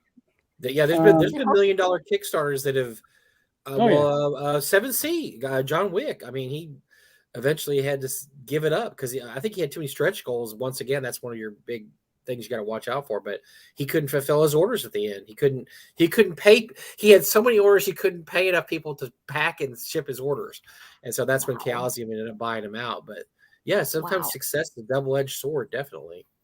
Yeah, there's stretch goals are a little bit of I've seen people moving away from stretch goals, and I was kind of, I had to be really careful about which ones to add. And I think that's what can sink a project. So anybody like planning a Kickstarter, just people are going to complain. They're going to be like, why aren't there more stretch goals? And I'm like, you know what? The secret stretch goal is the extra money means I can cover any of the back end problems you won't see because we Right. can pay to fix it. So Yeah, do you that's actually kind want of it in your hands, or do you want more stretch goals? Because they're not mutually exclusive. You can Right. I have mean, problems both ways. for stretch goals to actually work, they have to be part of the budget, and you have to have them planned for where even if you just fund that was already part of your budget. And if you look at things like Memorial Tomb, we didn't get all the stretch goals that they were aiming for because they gave us way too many fucking stretch goals. God bless the Ernie and Benoit, but they really went They too pretty much far. sunk their broad. They had, but Yeah. that was a different era back then. 10 years ago, that was what people did. They put a lot of stretch goals in, and yes, it took a lot of people failing to hit and especially when they would put in stuff like miniatures and T-shirts and things that weren't really gaming related. And then they had to deal with a T-shirt manufacturer and a mini guy and a map guy, and that caused a lot of Kickstarters to fail because they were out of their league at that point. They were doing other things, and so. I think everything stepped back the last 10 years. Like, no, we don't need all these Kickstarters, especially if it means the project might not come out because, and I think people, honestly, when I look at a project and I see a lot of Kickstarters, I get real leery of it. And I'm thinking, well, are they going to be able to do this or not? Because that's a lot of extra work. Yeah, no, it's rightly so. Yeah. Matt Jackson, question. How about a sci-fi version? I need a Shadowdark Buck Rogers. Matt, you game with Greg. Okay? You reach out to Greg Christopher. You say, Greg, I want this. Give him a week. Maybe 2. I trust Greg. I trust Greg implicitly. He can do it. We know he can. Joseph Carter says, look up Junkers by Twisted Narrative. Essentially, Shadowdark skin is basically Space Hulk sort of diving. All right, interesting. Oh, that would be cool. Wow, that would be cool. Boy, we are really talking too much, apparently. No, you're not. I want to talk. I never get to talk to you guys. I'm just as big. I mean, I've been watching the show forever. So I know a lot. Yes, and I know a lot of people don't probably just came here to see Kelsey to watch our show, but this is just what Eric and I do. We like to hear our own voices, and we like to talk. And we're old and grumpy old man, and so we love Kelsey on here. But we're gonna get our piece of Kelsey too. So sorry, we're gonna talk a lot because we want to hear what she has to say, and she likes our show. We love her stuff. So sorry. We're gonna talk to you. Besides, you've already heard Kelsey a million times. She must have I saw so many interviews of you on YouTube because once I started getting into your stuff, I'm like, oh, she's been doing all these interviews because you're promoting the Kickstarter at the time. And I'm like, oh my God, she's done so many. Did you ever have too many interviews? At one point you say, I'm overbooked. I just can't do this anymore. I'm sad to say it. There have been times where I mean, there's still people who, if I haven't answered your email yet, it's not personal. I'm so sorry. I've just been so busy. I have so many messages, which is great. I mean, it's a great problem to have, but it's also like, I don't want people to think that I wouldn't do their show. I just have to find the time. But it is funny, you can say something on an interview or a show 1,000 times, and then people still sometimes don't know it or haven't heard that. So it's always good to. Yeah. It always works. And you always have a new audience as you go on. Yeah. Unscripted and Unchained. Kelsey, assuming fantasy is your favorite genre of RPG, what is your second favorite? Yeah. Well, sometimes I bounce around, to be honest. I kind of like fantasy, D&D style gaming is always my number one love. But most recently, I have done some stints in like cyberpunk stuff, which was super fun. I was playing Altered State, which is this really, really wonderful setting by Alex Alvarez for Index Card RPG, and we played in one of the coolest campaigns I've ever been in that setting, like just one of the most memorable settings we did. We've also done like spooky Western, which I think is really fun. I really love that. And I want to play Mothership. That's going to be sort of my next. I'm probably going to get obsessed. So I'm really looking forward to jumping into Mothership and like space horror type stuff. We need more Mothership run at cons. That's one thing I wish. I don't know if there's any Mothership games in North Texas. I don't think so. But I would like to play the Mothership games. I really love the rules. I just don't want to run it. I'm like, it just seems to me like a lot of work that I don't want to do. But I would love to really, really run it or to play in a really well-run Mothership campaign. or just a game. You know, I'm so impressed by it. I've been saying this. An adventure that I have read. I mean, I read it a while ago at this point, but the best horror adventure that I have ever read to date across genre is Gradient Descent from Mothership. It's the scariest thing I've ever read. It was so scary, and I'm a horror writer. Like that's kind of what I was known for in 5th edition, and so I hope that endorsement doesn't fall lightly. You guys should all seriously. It is like the biggest sleeper hit ever. Gradient Descent is spectacular. I'm writing it down because I don't think I have that. I have a bunch of Mothership stuff, but I don't think I have it. So I'm writing it down. Oh, it's so scary. I don't know if it's just me that it particularly gets, but it's so well done. I'm reading it and I'm thinking like the players playing this and how it's going to play out at the table. It's an absolute masterpiece. It's so good. We have a comment. I've already gone past from John David. John, your answer to we are not good interviewers. We never claimed we do interviews. We're terrible interviewers. We're horrible. We're absolutely freaking horrible. If you thought that you were gonna, I don't know, bump into Kelsey at your local pub and you're gonna talk gaming, this is what you get. Okay, this is what we do. Yeah, we don't have a preparation of questions. We don't. You know, we don't like have things scripted. I'm drinking this while I'm doing the interview. I'm not a legitimate interviewer. I'm drinking Texas whiskey. So no, I'm not revealing. Oh well, see. So I mean, listen. If it goes off in tangents, it goes off in tangents. If Mike talks too much, talk to his wife. Right? It's going to happen. Yeah, it's already happened. But it's already happened. But you know what? We don't want to be like we started this. We didn't, to pull back the curtain. We didn't want to be like other shows where they had this set list of questions, and I know Kelsey's done these, and everybody where they ask you these questions, they want to the answer, and then you just do it, and that's it. And no, that's what we like to roll all over the place. We're like the stray dog of podcasts. We just like roll over. Sometimes we roll on our own vomit because we're dogs, and or we'll go to the bathroom, the neighbor's mailbox. We don't barf on Eric's keyboard. That's the cat. That's the cat. Thank God she hasn't done that tonight. Spencer, will there be Shadowdark tables at North Texas? I'm going to guess those tables are full. They are full. They are now full. That being said, although I am in a number of different games and seminars, I'm not running anything. If there's an interest, I am more than happy to load up Shadowdark on my iPad and run a pickup game.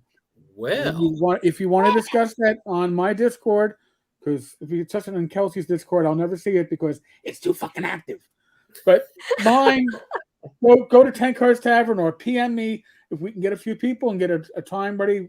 There's tables available, and if not, I'll make Mike find me one. So, we're so I'm going to pull. I mean, so we're not going to talk to Kelsey for a second. We'll talk to me North Texas. This is going to be our best year ever.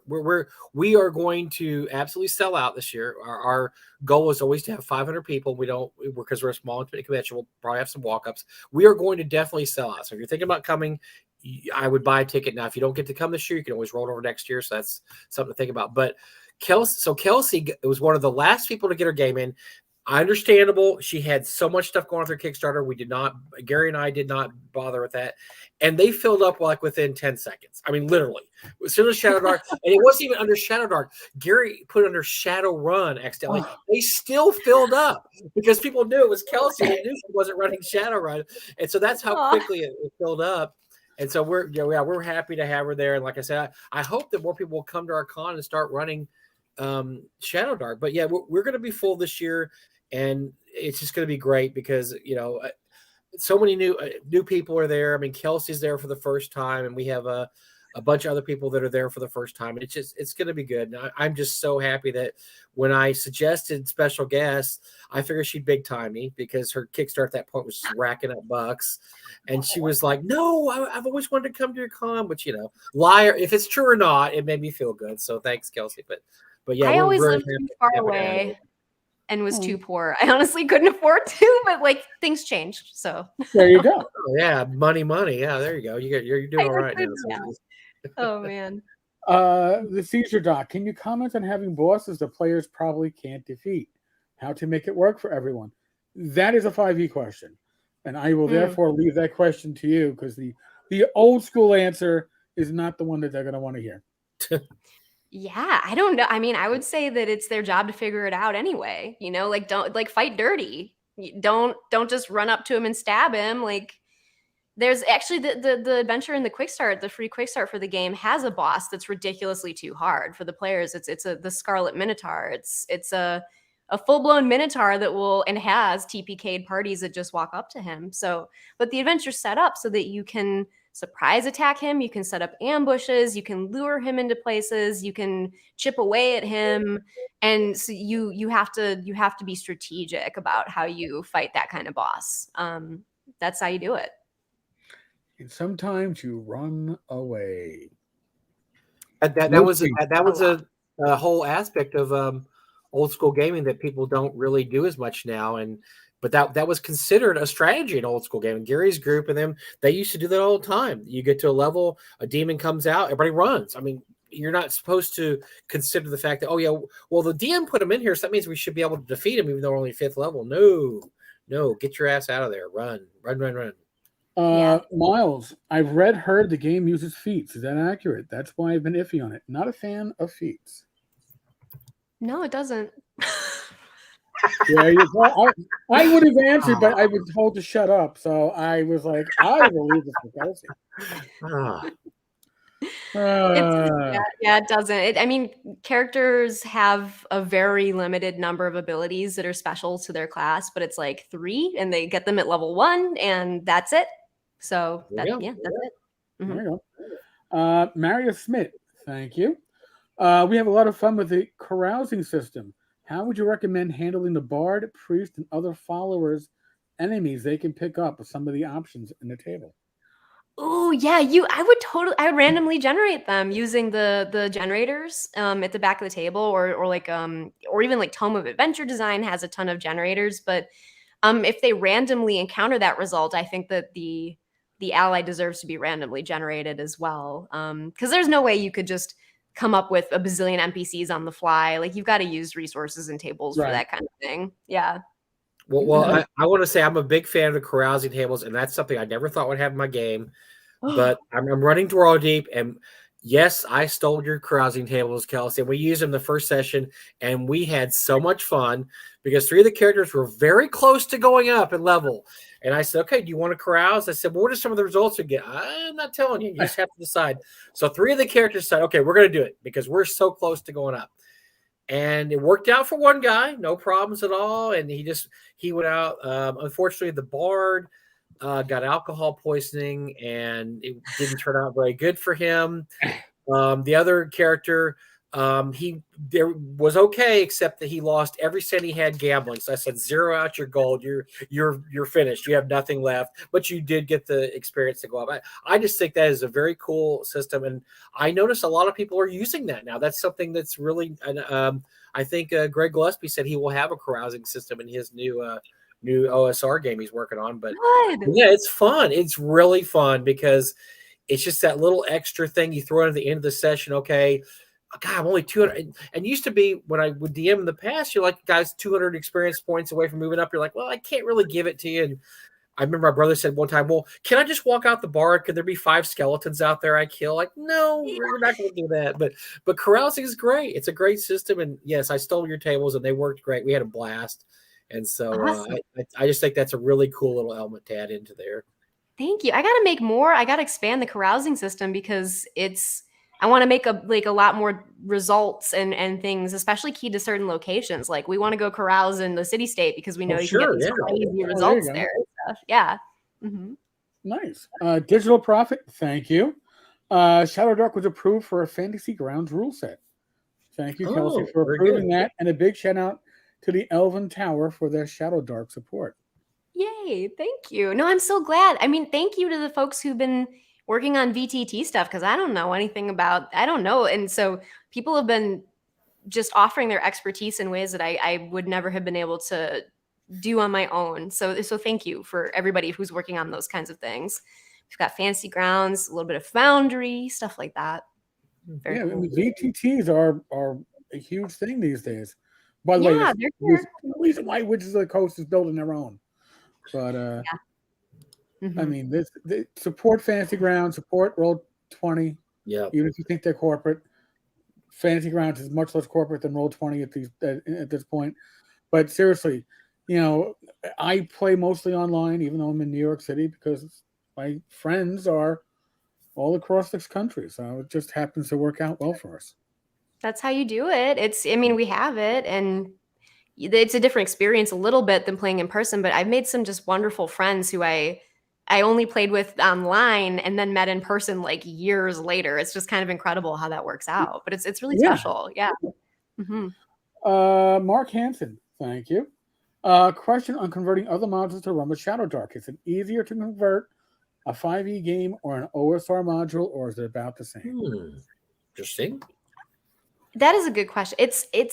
I'd say it's a lot easier to convert an old school module because as far as the statistics go, like for monsters and things like that, you really don't have to change anything. The scale of math is the same as basic expert roughly.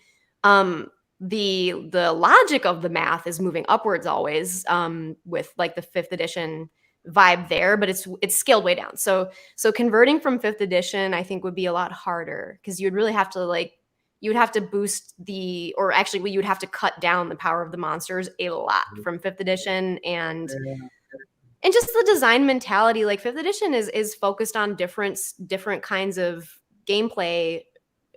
Exploration is not the main focus. And so if you're running an adventure for 5th edition, you may not be able to use the torch mechanics and the exploration mechanics because you're going into a dungeon with like 9 rooms as opposed to a dungeon with like 50 rooms where the Shadowdark mechanics can really shine.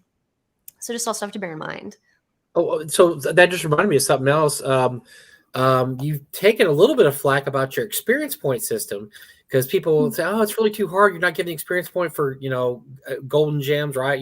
No experience point for actual treasure, correct? Or no, monsters or treasure? I can't remember.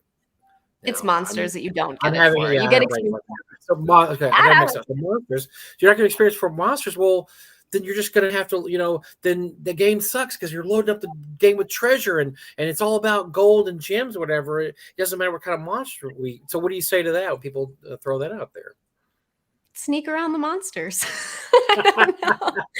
No, it's not, because it's what you're incentivizing. The game is about going in and finding treasure, and fighting isn't something you have to do. And actually it's a really bad idea half the time because you're fragile. So and there's like a reaction and morale system. The monsters might decide not to fight you. They might decide they like you. They might try to ally with you. And the game is so much more interesting when it's not incentivizing you to just go kill stuff. Like you can, if that's how you want to play, but you just get this richer experience when the goal isn't that. You can suddenly engage with the monsters and do creative things with those living creatures that you can interact opens up a lot of role-playing opportunities because then it's not okay, I have to hit every monster, because we've all had min-max like I've got to hit every monster here so I get experience points for hitting every monster. This way, no, it doesn't. You don't have to kill the monsters. Just go ahead and maybe you can work something out or just and try to figure out a way to get past the problem. I mean, it's work smarter, not harder, right? I mean, figure out a way that you can get past the monster without having to kill the monster, and I think it opens up a lot of role-playing opportunities when you do something like that. Well, when you go back to the earlier editions of D&D up through like 1E, there was experience points for killing monsters, but the vast majority of your expo was coming from exploration and treasure, and in the loot you were finding, and it was it worth losing your hit points, which was one of the resources you had to worry about, especially at low levels, if you could find a way to, not get into combat. Now, I will admit I am one of those assholes that enjoys getting into combat once in a while and rolling dice. But if there are ways to get around it and be just as successful, and that's the way the game is written, that's pretty cool. It rewards smart play, doesn't reward necessarily headstrong play. So yeah, you want to leave it as an option. You can fight. You probably will fight at least once in a session. But and if you really want the monsters to provide experience points, give them treasure, and then you loot their pockets and find some treasure, and there's some experience points. So it's an easy workaround. Doug, it's an interesting day when the Tavern's complaining about a different Discord being too active. I just meant he wanted to get my attention. Well, I guess you could always tag me. Doug's on both and he wastes way too much time. James X said we have, 84. I think we hit 90 or 92 in the live stream at one point. Whoa. That is the number that? Number 2 on the high watermark. The number 1 on the high watermark, I think, was when we had a certain Texas lawyer on to discuss the OGL. Oh, that was when we were beating up WotC. Who would have thought a lawyer who has forgotten to show up for today's live stream?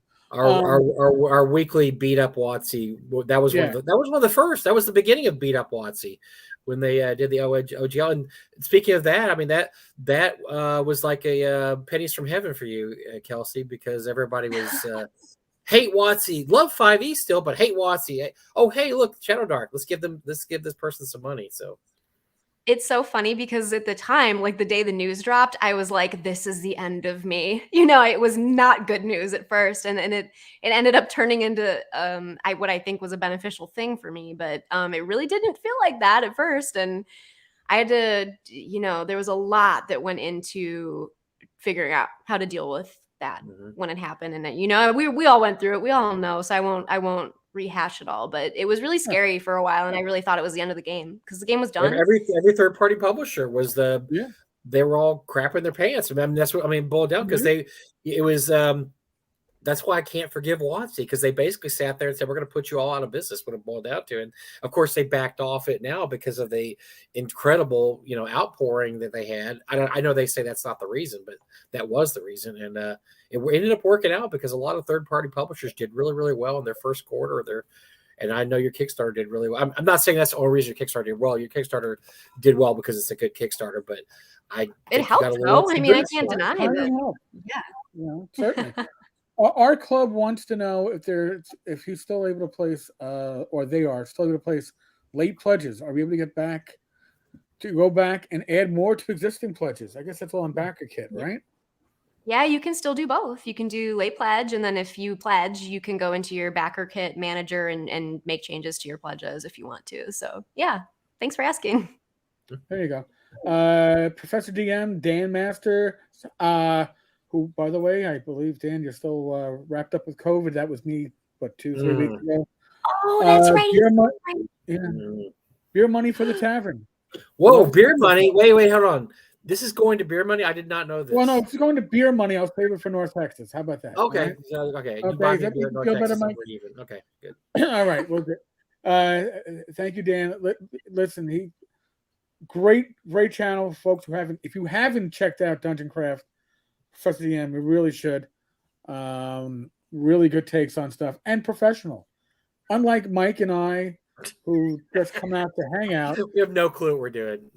Dan gives you a quality show. We just give you we give you our heart. That's what we give you. We give you our heart. We give you honesty. Pure honesty. Things, yeah. Soul Ramblings, Owlbear Rodeo on Discord is fantastic for Shadowdark. I've heard a lot of great things about Owlbear Rodeo. Haven't had a chance to try it yet. At some point, I am sure. Question for Kelsey. Dream big, build small. Do you have any plans for releasing the full books on Foundry? My players are loving the starter set. Yeah, I just need to talk to the team. There are folks working on it, and I need to just kind of get myself situated, organizing all of that. But it's absolutely something that I would love to do. So yes, I don't know when, but yes. Very cool. We're almost caught up on these comments. Holy shit. Then I could talk some more and monopolize Kelsey's time. Awesome. Okay. Solo Ramblings comes back with another comment. People that complain about the experience points in Shadowdark fall into the murder hobo category, in my opinion. I'm not complaining about it, but I do self-identify as a murder hobo. I go to Murder Hobo Anonymous when I remember, which is very rare. But that being said, at conventions, the bigger murder hobo is my wife. Just saying. Oh, I love watching Rage when people say, I'll play my first magic user. All right, you cast your first spell. You were first level. What do you do now? She goes, I throw my dagger. Okay, what do you do now? Can I fight with spikes? Whatever you want. That is the wife that I helped turn into a gamer. She's thinking the right way. Yes. So yes. Joseph Carter, Shadowdark was the first OSR-ish game I picked up. My shelf is now full of them, each a masterpiece. Of course, I wind up converting their stuff to Shadowdark. That's great. That is great. Thank you. Murdoch, yes, you're late, but don't worry, you can always watch the replay. True. Sorry, we're not going to go back for 90 minutes and give you a recap. Sorry, lots of Shadowdark talk. Mm-hmm. And complaints about Mike and I talked too much, and I interrupted Kelsey like 8 times. So. No, you didn't. You did not. Okay, 3 times, 4 times. Who's counting, Mike? Who's counting? Yeah, not anymore. Having Sable Phoenix, having backed both Shadowdark and Knave 2, I will never want for random tables ever again. Love your work, Kelsey. There are never enough random tables. That's what I say. I think I have enough, and then I realize I don't. So just be careful. It's a slippery slope. There you go. Terry's got a lot of questions today. They're good questions. So thank you. This is a good question. Do you run a homebrew world or published setting for your own game? I usually run a kind of homebrew world. And it's funny because I've never published a setting, and it's not really something I ever see myself doing. I'm not really like a world builder. I really like writing adventures, and honestly, half the reason I wrote Shadowdark was so I could write adventures for it. That's like my true love. So, but I think that you can see my home world in the adventures that I've written and in the core book of Shadowdark. It's subtly there, and it's in the Cursed Scrolls. Like the zines that I write for Shadowdark. There are some cross references to people and places between them, but they're really subtle. So I think if you look for it, you'll find it, but it's nothing too in your face, so that you can use it in your own world easily. That's my goal. Like the core book has no real setting. It's kind of implied, but it's not really overt because I want people to be able to use it in really any setting. Right. Mm-hmm. Fair enough. All right. It's a good question. TXG. What is Kelsey's view on the future of RPG licensing? Ooh, wow. I think that what we will see, and I'm just basing this off of probably smarter people than me, that it looks like people might just start releasing custom licenses for their own games. And I know there's a lot of effort towards things like the Orc license, and that's all a worthy effort, but I feel like we're getting to a point where like a one size fits all license doesn't necessarily work for every creator. And I think it puts a lot of eggs in one basket. And I like the fact that I think people are writing custom licenses that are really catered to their audience, to their writers, to the people who they know are going to be creating material for them. And it makes them more agile, like if I want to change up my license a little bit to open some material up for people, I can do that. And, I think Scotty, writer of EZD6, just released his own license for his game. And I really do think that's the trend. And I think it's coming from a place of wanting to just be a little bit more accessible and directly in contact with your writers and have a little bit more of like a custom offer for them. Well, I mean, it's not a bad strategy because Eric and I grew up in this era. Back in the late 70s, early 80s, there was no universal license. So you played Tunnels and Trolls, different rule set. You played D&D. You played all the FGU games. There was like 8 different FGU games. Traveler. They all had their separate rules you had to learn. And, okay, we weren't the smartest people back then. We managed to learn all these different, rules. And it was only in the last, 20 or 30 years, everything became homogenized after the OGL. And so it's not a terrible thing to have these different systems that are so far apart that you do have to learn a new rule system. Hopefully it's not a rule system like the old FGU systems, which were terrible to learn. But they did have some good settings, but their rule systems were awful. But yeah, that's just what we grew up with. Is you had to, Traveler was different than Top Secret, which is different than Gamma World, which is different than Star Frontiers, which is different than Star Trek RPG, and you just dealt with it. And I think that's, it's not a terrible thing to have happen. I agree with you, Kelsey. It's, just have your own customized rule set and rule system. I mean, now that WotC has done their basically poison the OGL for everybody, you have all these new systems coming out. And I think it's great for the whole hobby. Well, I mean, Yeah. the OGL was poisoned, and even if they leave it with us, they poisoned it for one reason and one reason only. It is, it's almost like cancer because it just spreads, right? You write something for the OGL, and somebody else can use it, somebody else can use it. So they didn't want anything that was so organic in nature that it could self-perpetuate. So they wanted to lock it down. Now the orc license allows that because like the Creative Commons, you actually have to set your license specifically to allow derivative works and all that other stuff, which is a pain in the ass. So they gave you something without actually giving you a lot, which is why we have different publishers giving you specific licenses, which is, I think, a great way to go. As long as you're using the OGL as like an inspiration, like this is what the intent is, but I want to make sure it works best for my work. The orc license is going to probably work if you're a smaller publisher or a larger one that doesn't really want to worry about a specific license. But remember, the orc license is no SRD. You're putting something under the orc license. You're putting your work under the orc license. Right. It's a different setup. By the way, Greg Gillespie is in the room. Greg, we were talking about your work prior. Mike was talking up his favorite Canadian Dallas Cowboys fan. I didn't mention that part of it, but yeah, let's no, go you ahead. always do. So I figured. No, but Greg's got his own rule set coming too, because like I said, it's actually helped creativity, I think, of writers, because you're not able to rely on the fact that, okay, we can just base everything off 5e, 3 or whatever. You're having to go out there and say, I want to make my own rule system now, and I want to put this, and this in it. I don't have to be like everybody else. I like that. I think that's great for the community. Maybe we stagnated too much over the last 20 years, and we just got so used to doing everything under OGL that things got kind of stagnated, and everything was basically, everything that counted was D&D light, right? It was some sort of D&D. It was D&D-ish. Let's get away from that. Let's do some new stuff. Let's have things that aren't specifically referring back to WotC's, way they run the rules, because they don't do everything right or everything perfect. So, yeah, freedom. Heresy, Mike. Sorry, just had to make sure you knew. Didn't mean to interrupt you, Kelsey. I'm going to yell at by the way, I don't think that's what WotC thought would happen. I'm glad it's happening, and WotC can go screw, but I don't think that's what they thought would happen. And this is put the next year into. I am very interested to see what's going to happen when they come out with their not 6.0, not 5.5, not 5e, whatever they want to call it now. I don't know. I don't know if they're going to be the 800-pound gorilla after next year. So I'm interested. I don't know. I'm interested to see what happens.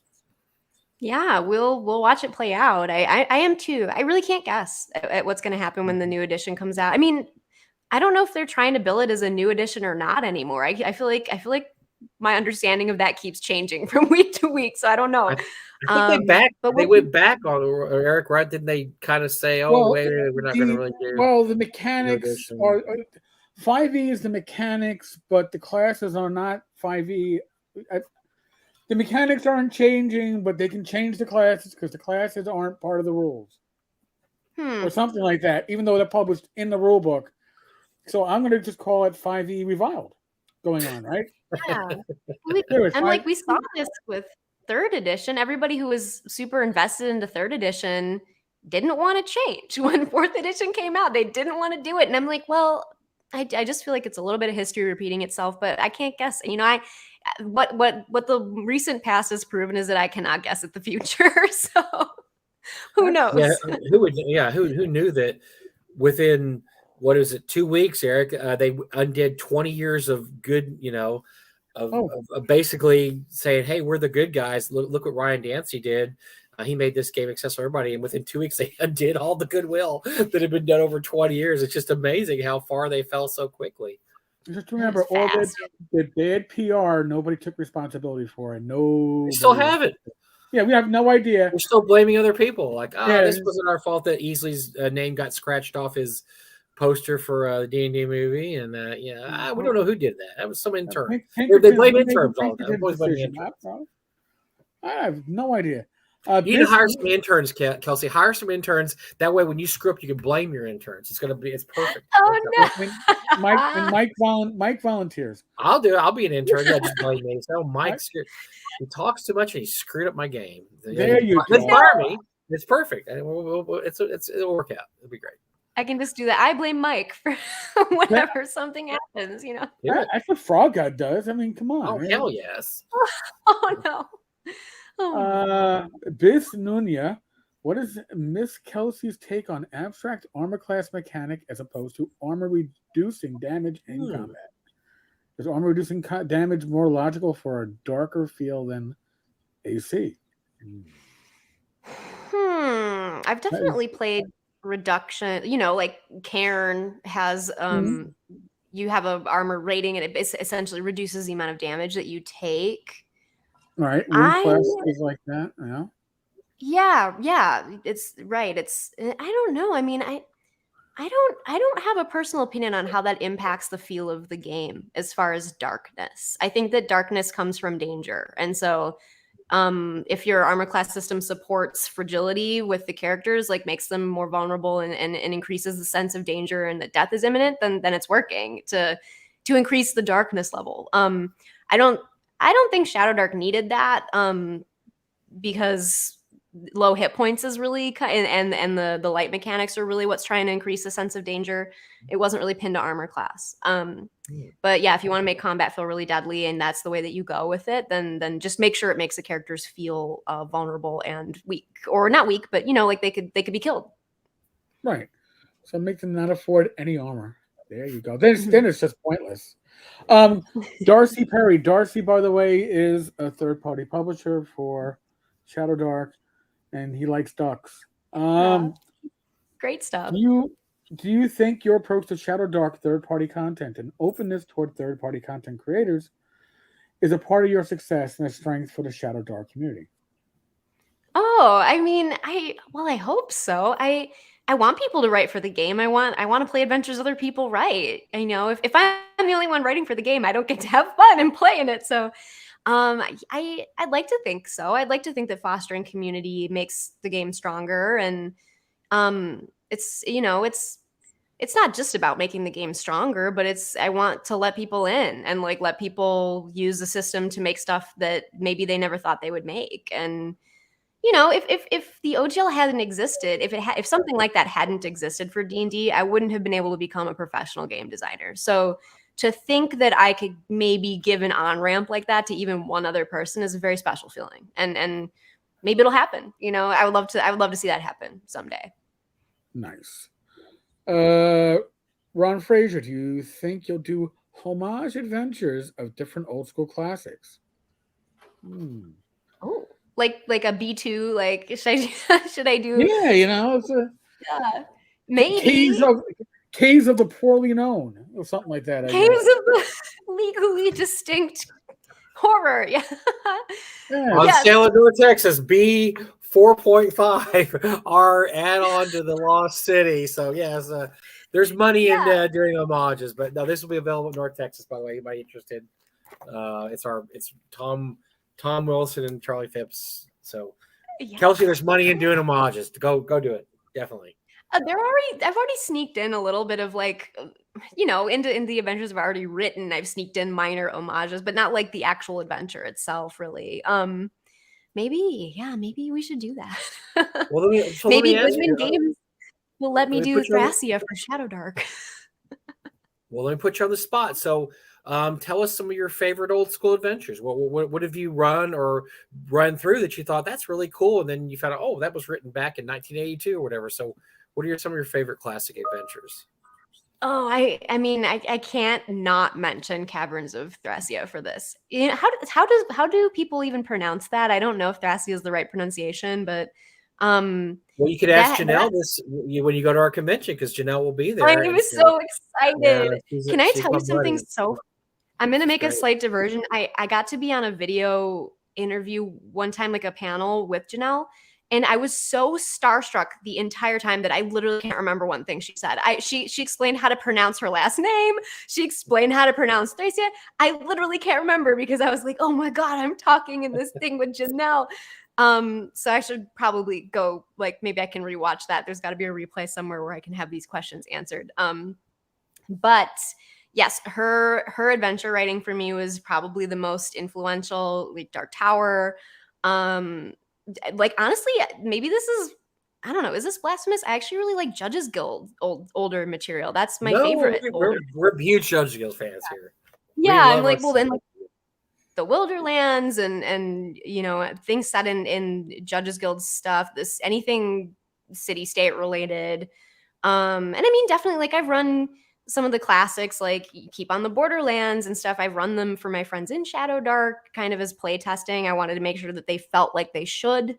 You know, can you run an old school adventure and have it feel correct using this system? So, oh gosh, elements from the you know, the Drow, like the series that Gary wrote, like, you know, G1, just like pieces from those. So stuff like that. And now I'm rambling. No, that's you're allowed to ramble. Mike but is not. Mike no, is not. what I like about Judges Guild is, what's cool about Judges Guild is, like, you felt like you went to kind of the dirty part of the alley, right? Because I mean, TSR adventures were polished and beautiful. They had all the color stuff, and Judges Guild was on this really cheap newsprint. And it was all black and white, and and the things were kind of funky. They didn't really use the right stats, and you just felt like you were getting away with something when you pulled out a Judges Guild adventure. But I absolutely agree with you. Janelle's stuff was, and I guess you know this if you've done any research into Judges Guild, but she was like 18 when she wrote that stuff. I mean, which is just mind blowing. When she wrote Dark Tower and Caverns of Thracia and Book of Treasure Maps and all that great stuff, she's like a kid. I mean, a kid, and like it's just a prodigy. Yeah, pretty much. Yeah. Oh man. Yeah. The Zatron has a question. Where can a prospective writer for Shadowdark supplements and adventures find out everything about how to do so legally and in the way you want them to? That is such a respectful question. Thank you. It is. It can't be regular audience people. You have to be coming from somewhere else. Yes. Sorry. That is so kind. Well, I mean, I have the license available on my website.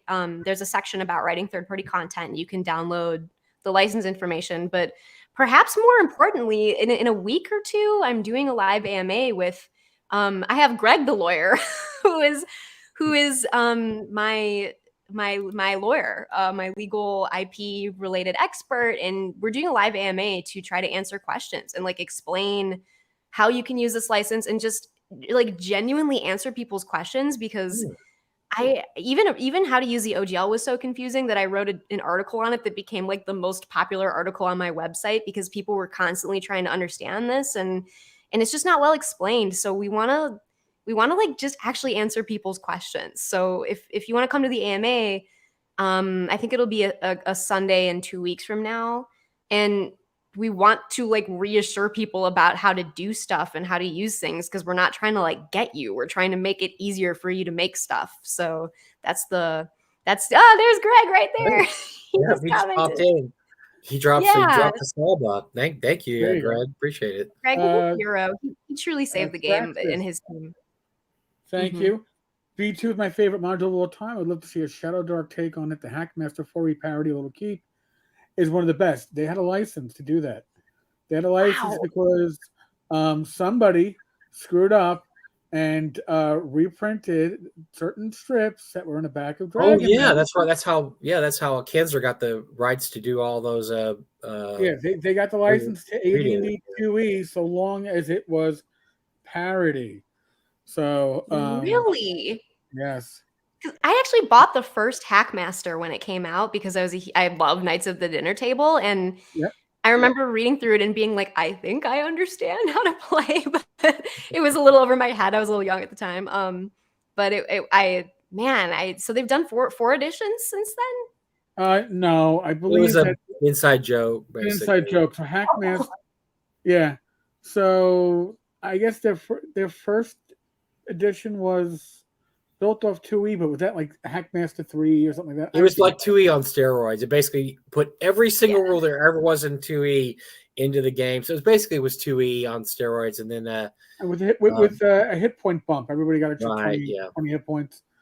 But then And again, didn't they build in like all of the inside jokes from the comic strip? You know, like you can spend all pretty your much. points Oh, of yeah, level to it kill the had to be vampire. it had to be parody. That was their license, so they couldn't Yeah. write a straight adventure, especially if they were building off of prior material. But they could build off prior material as long as it was parody. See, TSR was I love screwing up even 20, 30 years ago. They didn't just start screwing up recently, because that was Yes. for them reprinting all of Jolly's strips without permission. And so that was in looking the kind of Dragon magazine compendium, the 5-disc set, which for the longest time I had the set. And I was missing one of my discs, and then I found it like my sock drawer or something like that. I just like, what the hell was this doing over here? It's not like I was You listening. say Weird. draw.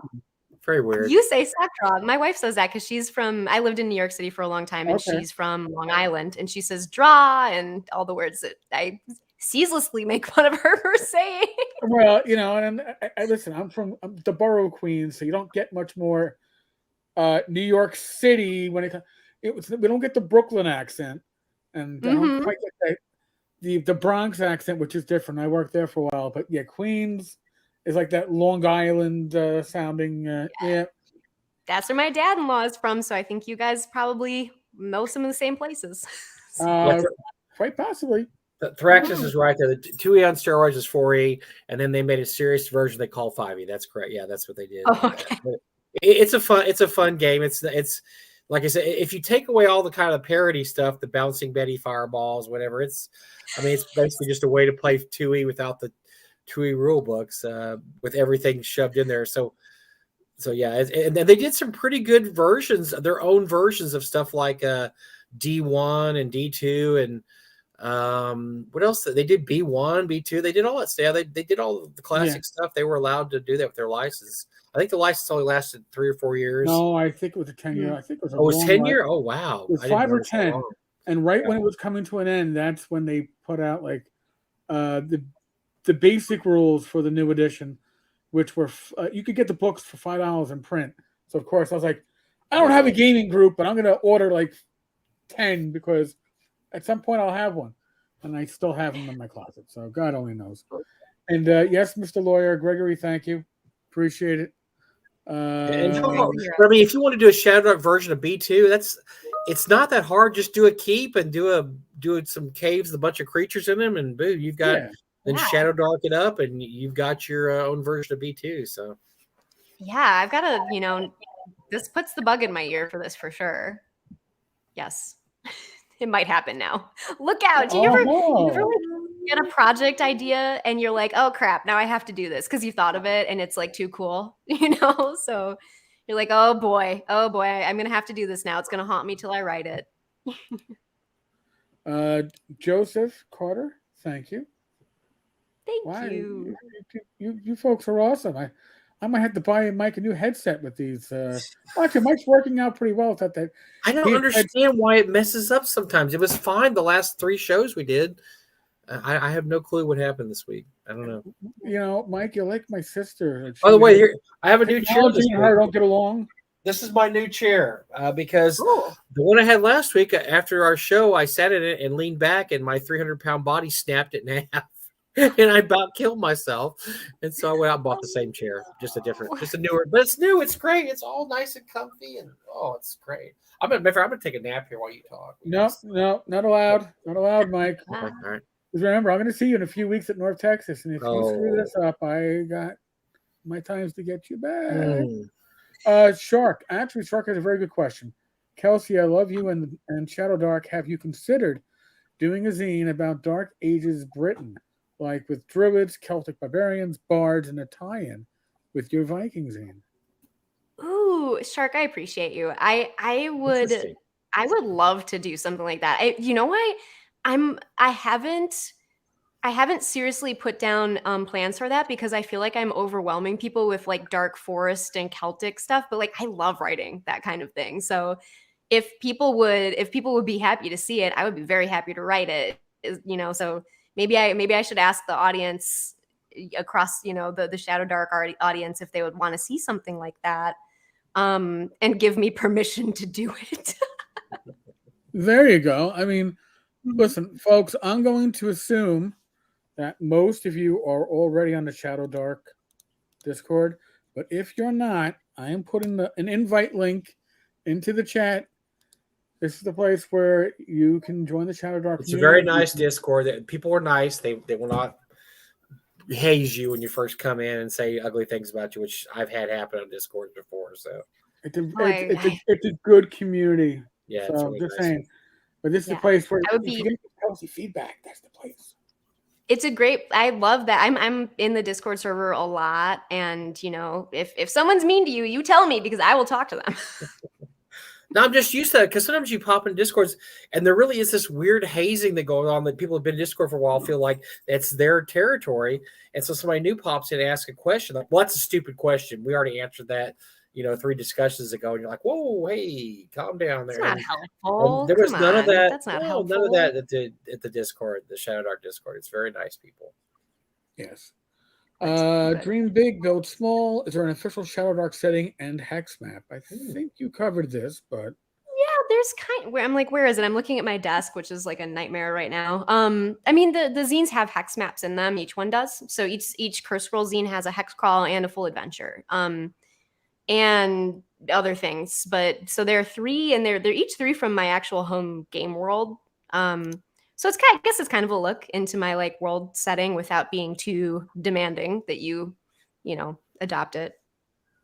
Mm-hmm. Digital Prophet says you can do Discord polls for content ideas and suggestions.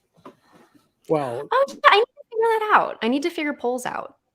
Yeah, because I mean, it's a active server. So if you can get polls up on that one, I think you get a pretty good feel of what your community is looking for. Not that they aren't pretty vocal in discussing stuff. I like to pop in, and it's just like, oh, I haven't been here for the last 8 hours. Oh my god, I got to really catch up. And that's only in Me too. That's only in the one section. It's like, alrighty then. So it's great. And at some point, I'm going to pop into one of the open chat channels because I was like, there are people just hanging out talking Shadowdark in the middle of the afternoon. That's so cool. Yeah, I think they do use the open chat channels more than I ever guessed people would. I think that's really cool. Well, one time you said something complimentary about her, and somebody said, Eric Tenkar, isn't he problematic? I don't even remember. No. That was when Greg Christopher. Oh, that was I'm going to be Isn't on he problematic? with Bad Mike and Tenkar. Yes. And somebody put up, I don't know who Bad Mike is, but Tenkar is problematic. And then when he was asked, what do you mean by problematic? The answer was nothing, because it was drop the comment and just keep on moving. Yeah. So well, you guys judge for yourselves. I mean, we've had a really nice conversation. I mean, I don't understand. People, one thing I've learned about the Kickstarter is that people will say anything about you, whether or not it's true. And some of it can be really like confusing as to where they even got the notion from, So it's just, in your case, you're successful. Mike and I are not, but you are successful. And you guys have. We have a different success. I have a convention that's gone on 15 years. I mean, I did whatever. Yeah. You had a successful Kickstarter. You have a successful RPG. You're going to get your haters just because you did well. They did not. People, and it can be other creators. It can be people that nobody knows about from a hole in the wall. But there's a resentment that goes on with your success because somebody who put no effort into whatever they're doing believes that your success should be their success. So that happens everywhere. And the other thing is that with Mike and I, what we do is certainly occasionally opinionated. My opinions are not going to agree with everybody's. I understand that. People are going to like my take or dislike my take. If everybody likes what I talk about, I'm doing something wrong. Apparently, because it means I'm milquetoast somewhere in the middle, and milquetoast is just not me. Well, and the criticism I've heard about Kelsey, which is it's ludicrous, is that she's never really done anything, and then I have to point out, have you go to YouTube, put in Shadowdark or she's been doing videos for 3 or 4 years. Yes, she has been around. You just haven't been paying attention, like me. You haven't been paying attention. She's been here. This is not a overnight, success, one shot wonder. I mean, this is somebody that's actually done the work. And I think that's what I think people get really jealous when they think somebody hasn't put in the work and they just suddenly, because there was a thing back in the day. These people did. Remember the Kickstarter for potato salad, Eric, back in 20 years ago, whatever. Yes. I mean, somebody put up their recipe for their grandmother's potato salad, made like $1 million. Everybody's like, so then all of a sudden everybody started putting their recipes. I mean, people were just trying to glom off that because here was a person that didn't do any work at all, and they suddenly made less money. And I think some people look at Kelsey like that, but that's just not true. I mean, if you look at the evidence, you can find videos of her doing stuff, years ago. And that's the only really criticism I've seen of, and it just doesn't make sense. And then when you do any research at all, you find out it's bullshit. So I think people in it, and I understand it, I think people question how I could possibly have ties to the old school. And I'm like, well, I mean, there was no OSR back when I was playing in the city state. The OSR hadn't happened yet. That came many years later. So I don't know what to say to that. I mean, a little bit of research might clarify that for people, but I don't know. I think people will question stuff. Some people just want to bitch about stuff, or like Eric said, they're lazy. They just don't want to do the effort, or they just want to bitch because they're not, like Eric said, there's a lot of jealous. Unfortunately, there's a lot of jealousy in our hobby. People that are successes versus the people that aren't. And the thing is, you find the people that are good people. I mean, I know a lot of good people in our hobby. Eric does too. That your success is everybody's success. That's great. Right. I mean, it helps the whole industry, and that's what that's where you should be. Yeah, and I hope people see it as a way to get more visibility for their own work. I would love to bring more people into the old school mentality, and then no person owns just one system. I don't know one person who owns just one system. Once you get interested in the OSR, you start buying books, and that's good for the hobby, and it's good for you as a game master and a designer. And you should buy books that you like. You should go seek out new systems and new ways to look at things and new ways to play the game. Don't stop at one. No. And for a lot of time, the one system everybody knew was D&D. Everybody played D&D. When you said I played D&D, everybody knew what you're talking about. But I think what's great in the last few years, especially with the OSR, is what kind of D&D do you play? Well, I play 5e, I play Pathfinder, I play Swords and Wizardry. I think that's better for the hobby, and I think the diversity is great. I mean, diversity in that regard is awesome. You don't want everybody playing the exact same game. That's no. There's no the best game. That's just not how it is. No, the best game is the one that you put at the table yourself, which is whether you're playing Swords and Wizardry, whether you're playing Shadowdark or OSE, the game that you're running is going to probably be slightly different than the person next to you or the other table that's running, because everybody brings their own best to that game. Sable Phoenix, overnight success is success that has been built over years worth of effort and dedication. Yes. Amen. Thank you. That is certainly the way it is.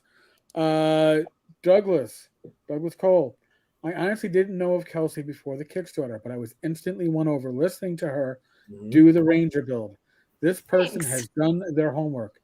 Doug, if you don't know, is a huge supporter of Steve Jackson games, has also done work on the fantasy trip. And I've known Doug for probably way too many years. There's a bad interview with me out there from 10 years ago when Doug was doing interviews. Oh my God. Kelsey, let me ask you a question. So, have you seen the D&D movie? And what did you think? I know it sounds weird. I haven't seen it yet. I've been too busy. I've been too busy. And my wife is the most supportive person on the planet. She's been my cheerleader in my work before I even thought to start writing D&D. But it's not really her genre. So I would have to go by myself or with some friends. I just haven't had time. But okay, Kelsey, have you guys all seen it? My wife, I dragged my wife there because I said that I think you'll enjoy it, and she did and she's not in that genre either. But it's just kind of a fun, feel good, goofy movie that I think even if she's not into that stuff, she will enjoy the hour and a half or 2 hours sitting there. It's about 2 hours, yeah. I mean, here she'll probably humor me.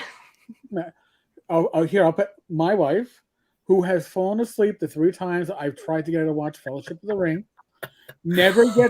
She never gets out of that opening scene. They're in the Shire. Before the actual parties. Oh my gosh. Oh, It's wow. it. Again. So I stopped It's too trying. peaceful. So, but we went. I said the D&D movie, and she's like, "Yeah, I'll go." And then we went. And our first time going to an actual theater since like I don't know 2018, 2019, before Yeah. COVID. It was just we hadn't gone a long time. I was like, "Oh, this stadium seating is nice." And then I caught her laughing at stuff and going, "Did you see that?" I'm like, she's enjoying it. She's having a great time. We both left feeling that even at New York City prices for a movie theater, we got our money's worth.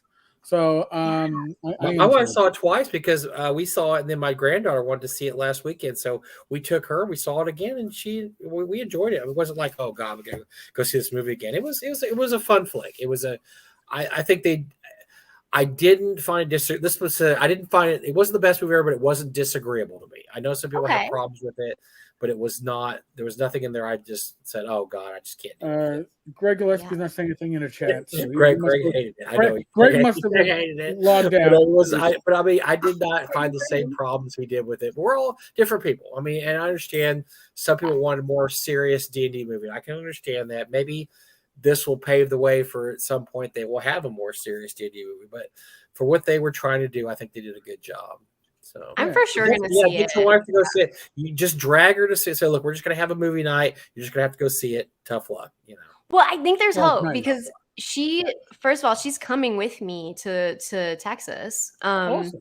Nice. And yeah, which is great. And then the other night she was like, "Hey, do you want to watch that new Dune movie?" And I was like, "Are you serious? What? Are you want to watch that with me?" And she was like, "Yeah, no, we should watch it." So I think she's possibly a not a lost cause. That's good. No, my wife hasn't shown any interest in the Dune movie yet, so you're one step ahead of me on that one. Yeah, I mean, maybe I can get her there, get her in through Dune, Oh, so. heck, if you can get her to Dune, although it's a great movie. That Dune movie, they did I was great surprised. job. I didn't I have love high the new hopes. one. I didn't have high hopes for love Dune, and I was like stunned. I was like, and I was I watching just it at can't home. believe they didn't start filming the second movie till that movie was already over. You should start filming the second. I guess they're waiting to see We how wanted to make successful sure it was. it would be- But yeah. but Budget. still, God, we have to wait 2 more years now. It's ridiculous. I know. Scott I Baker, really liked it. It was fun. I did too. I enjoyed it Mhm. quite a bit. Scott, I backed after this podcast was favorable. Well, thank you. I'd watched others, etc., but they didn't hit the button until after the Tavern. I don't review too many products, especially on the YouTube side, the video side, and there's a reason for it. For the longest time, I was a featured reviewer on DriveThru, which meant I got free PDFs, which meant that you could not give bad reviews. Payola, yeah. Is that how that works? Yikes. That's how it worked. Yeah. You couldn't do bad reviews within the system. It couldn't be less than, like, I think 3 stars. But but you could do your own reviews off the system. So I got to the point. Then it became a publisher, and they booted me from the reviewer section, which was fine. Yeah. But I use my DriveThru affiliate monies to buy product, and I want to review stuff that is not just good, but it's inspirational. It makes me say, "Hey, I want to play this. I want to enjoy this. I want to share this." And this is one of those products. There's other good stuff in my collection that at some point I'll get to, but the reality is, and this is not a huge secret, I am the person that buys too much gaming shit, and it starts piling up to the point where my wife will tell me something's got to go, and it's like, and she goes, and then she go, which of this have you read? And it's like, why don't you move stuff that you have read into a deeper closet, and then move this stuff to the shelf so you can read it at some point. And that was when another box or package comes, and it's like, I got more stuff. So I'm behind on reading stuff. But whenever she gets mad at that, I always, I go, hon. She goes, don't even talk about my perfumes. I went, I don't have to. Wow. We just got there, so we're good. Well, Eric is one of them. I trust Eric's judgment, and he said this is something special. You need to read it. I'm like, it's 5e, and no. You have to check this one out. It's different. And he was right. It was different. I was like, wow, this is somebody trying to make 5e deadlier. And you don't, you're not superheroes anymore. I love this because that's my big gripe with 5e is, I have a big running feud with Ben Barsh, Bill's son, who also publishes because he loves 5e. And I just said, so has character ever died in any of your games ever? I mean, come on. Well, you can die in the game. Well, has one ever died though? Well, I mean, if you did no, you can't die. No, you're not dying in 5e game, but I loved it. I was reading it like, well, this is pretty cool. There's actually some great ideas that you could steal for your game. And that's the whole point.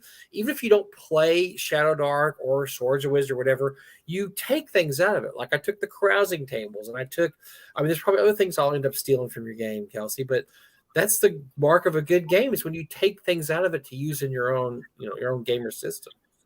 Well, thank you. And I really appreciate you guys giving it a fair chance. I was honestly surprised when you guys looked at it, and I was like, and the live plays too were so entertaining to watch. They were genuinely super fun. I was like, God, I want to play with these guys.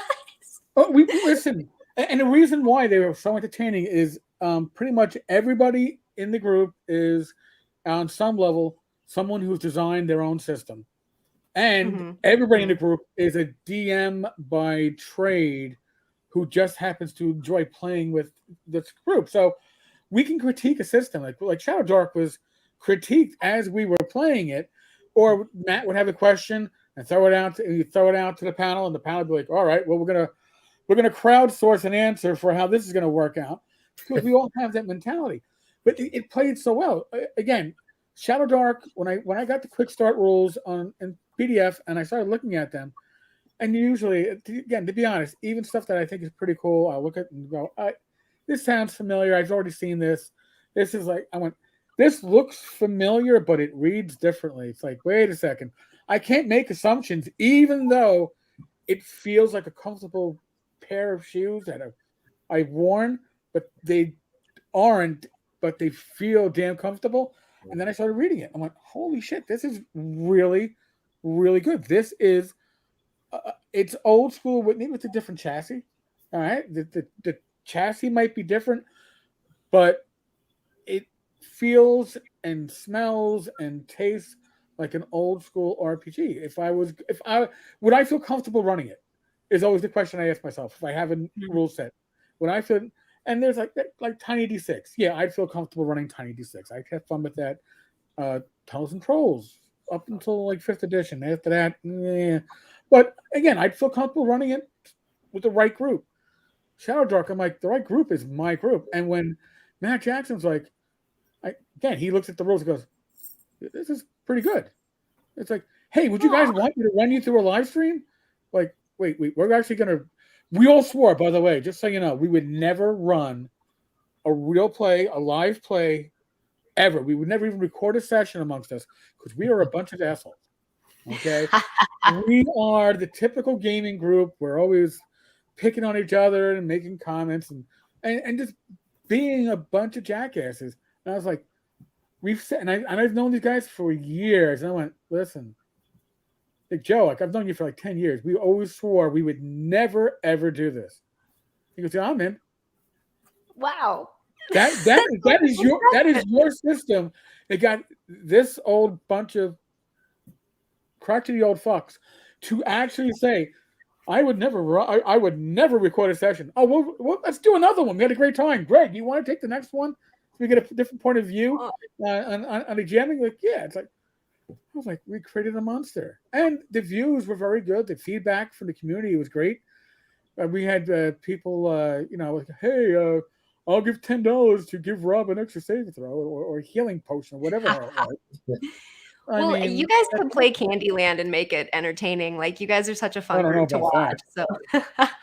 Candyland might be a real push. And one of the things I loved about the game, I have to tell you, when I was reading the rules, is I was laughing thinking about how much 5e players would piss themselves and some of that stuff. And I have to admit that's part of the enjoyment was like, oh, 5e players are not going to dig this. Oh, 5e players are going to cry when this happens. And so I have to admit I was a little bit, attracted by the Schadenfreude of, 5e players are just not, this is going to make them whine and cry. So, but most of 5e players I see on the forums and Discord and Facebook, they like it because they want something just different, different or maybe a little harder. They like the 5e rule set, but it is a little too forgiving. The heals and the way it run. I think you've hit a happy medium there, definitely. Yeah, I would definitely say so. By the way, Gary, yes, you were late. God, Gary just popped in. What the hell? Oh, he has a reason. I had a work emergency. Okay, forgiven, but still. This Nunya has a question. Is there anything of note or inspiration behind the Arcane Library logo symbol? That is a good question. I like that one.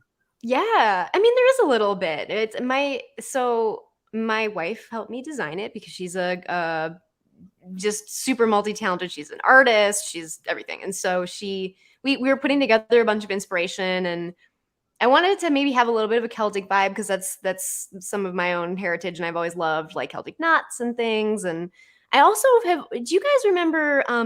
The Grey Hawk gods, Bakab, the god of magic, was always a symbol of like an upward looking eye or like an eye symbol and like I think a pentagram. And I just thought that really like felt sort of like magical and esoteric without being over the top. So I was like, I want to incorporate an eye symbol in some way. So it was a bit of wanting to make it feel like a D&D associated thing and then having a little bit of like a personal side to me too. So that's where it came from. Very cool. Pretty good. Gavin, the game has sold so well, but I'm having problems finding games online. Any talk in getting added to Roll20? Oh, yes. A lot of people have been asking, and I would love to, but I need to just figure out how that all works. I need to talk to someone who knows about getting things under Roll20 and what's involved and, just all the fiddly back end stuff. Like, do I need to give them a license? All that kind of stuff. I'm absolutely going to try to get to with priority, but it's just something on the list of things I really want to do in the near future. As many people are saying, you can go to the Shadowdark Discord, the organized games there. Link is somewhere above in the chat. I put it up before. Mm-hmm. If you Google the Arcane Library. When people start getting their rule books, you'll have more and more people opening games up. I think when people read this, they're going to say, I can run a Shadowdark. Well, they talk about like on Roll20 to have it as a search tag. Yeah. So you're going to go to Roll20, you go, Shadowdark. Oh, there, we got all these games going. Mm-hmm. Of course, when that's assuming you're running an open game. And a lot of people are running private games for their friends, and of course, they're doing Shadowdark and whatever rule system you're running.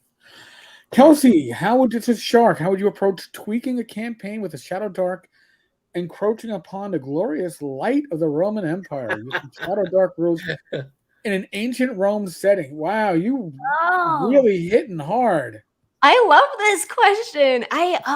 So you would definitely have to have like a central city with a strong military presence, but that was crumbling from the inside due to, like political strife and decadence. Like you would need a Rome. You would need a falling Rome.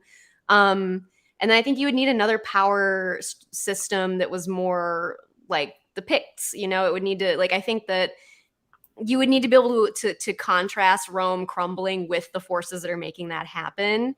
And I think that the characters would probably be bouncing between those two places. Like Rome would be their keep on the borderlands, and then the wilds and the things that are causing Rome to fracture would be things that they could go out and get involved in.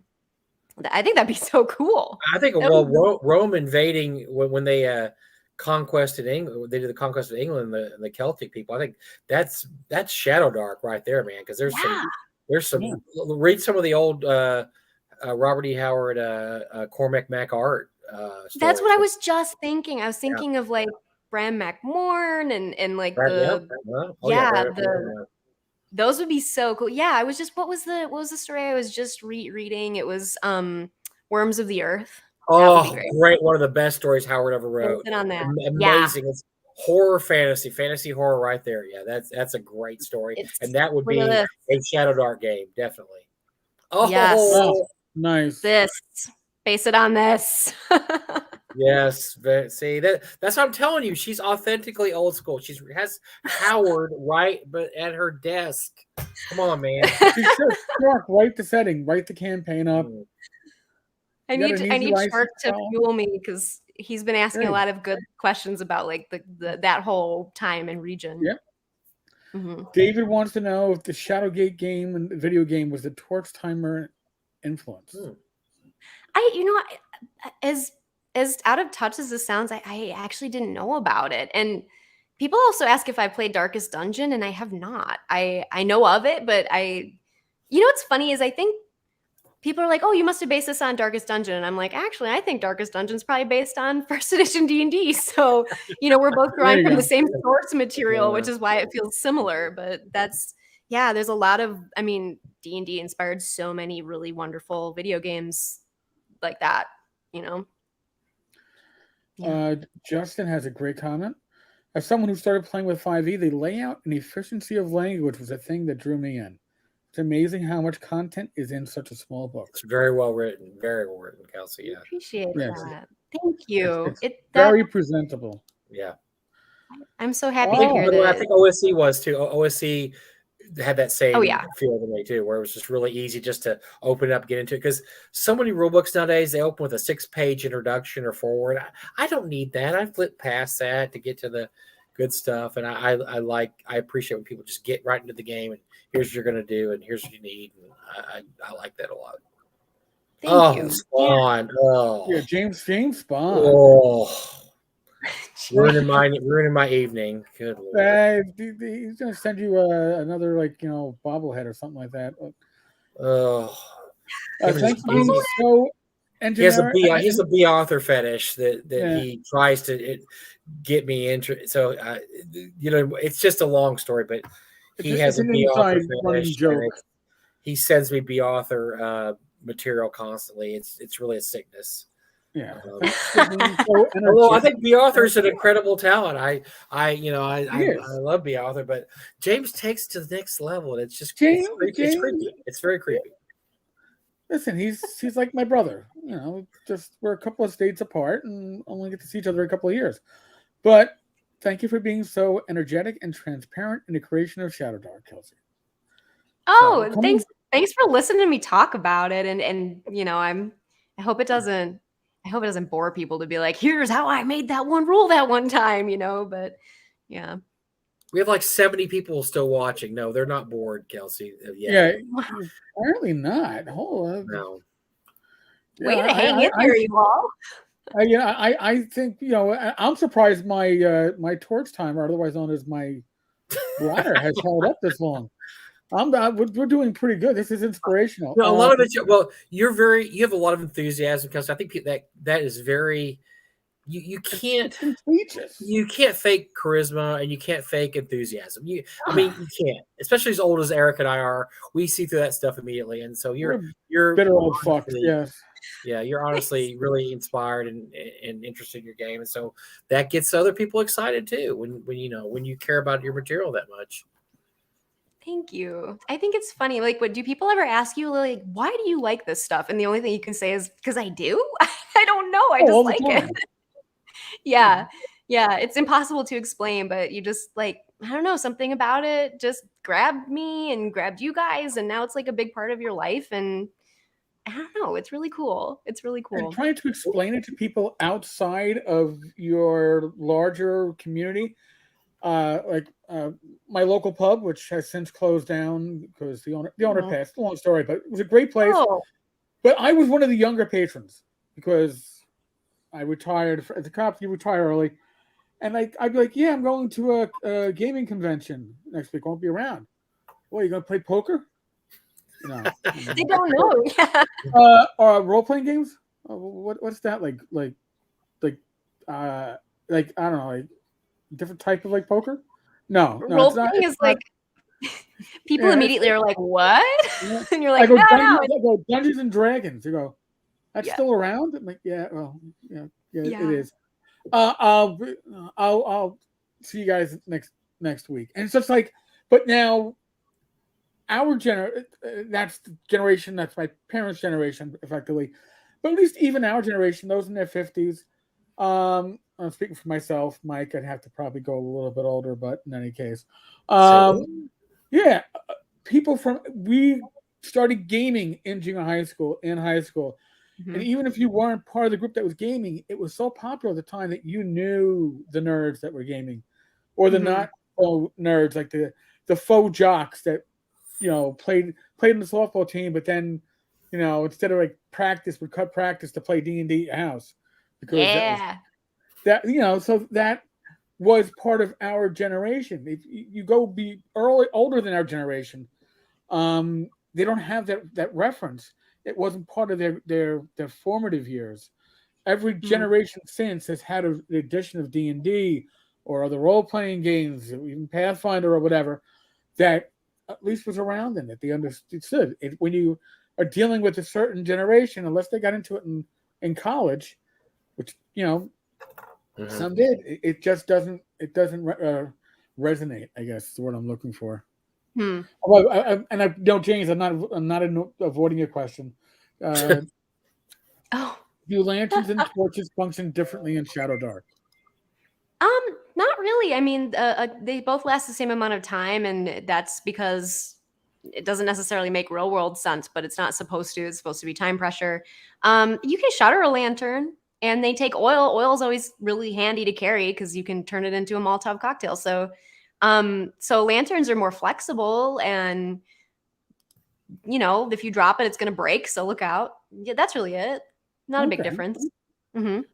Griffith, you are late, but again, you can just watch from the beginning, and maybe it will make a good documentary in the future. She might be a future documentary subject down the line.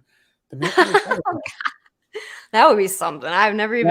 That would be fun and great. And remember all the little people when you make it to the top. Okay, remember all those. No, I won't even know I'm there. I'll be like, where am I? I have a writing deadline. Miles, listen, we appreciate you hanging out with us. Glad that you've been informed. Glad that you've been. If you're still here after 2 hours and 25 minutes, I assume you've been entertained, if nothing else. So, huge thank you. I'm getting Veins of the Earth is an amazing book. Yes, it is. It's weird, but it's good. It's very weird.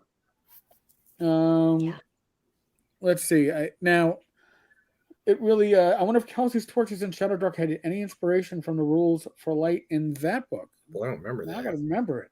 Yeah. I think it uses like lumens or it uses light as the like award or like the treasure or value driver. I don't remember if it uses it in place of experience points, but it's like the resource. It's the resource in the game, and it's like very central. And I mean, it did. I'm sure that subconsciously it had an impact because that's a game where light is so crucial and darkness is so dangerous that it leaves an impression on you when you read it. You're like, wow, yeah, this is a game where like the players are truly afraid of the darkness. So I'm sure that had a subconscious effect on the design I was doing.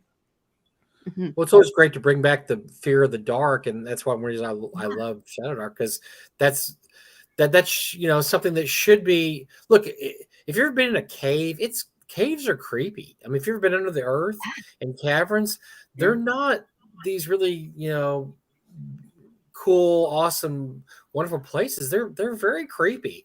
And you think about it, you go to Carlsbad Caverns or somewhere, you think, well, man, if the lights went out, this place would suck. This would be absolutely awful. Like, read a short story about someone who got trapped in a cave because their their head lantern broke, and it's like really scary. It's not good when that happens. Caver stories are creepy anyway, but yeah, caver stories that go wrong are super creepy because they're so scary. Yeah, that'll freak you out if you want to go down that road sometime and like really get some inspiration for making the dark and cave scary. Yeah.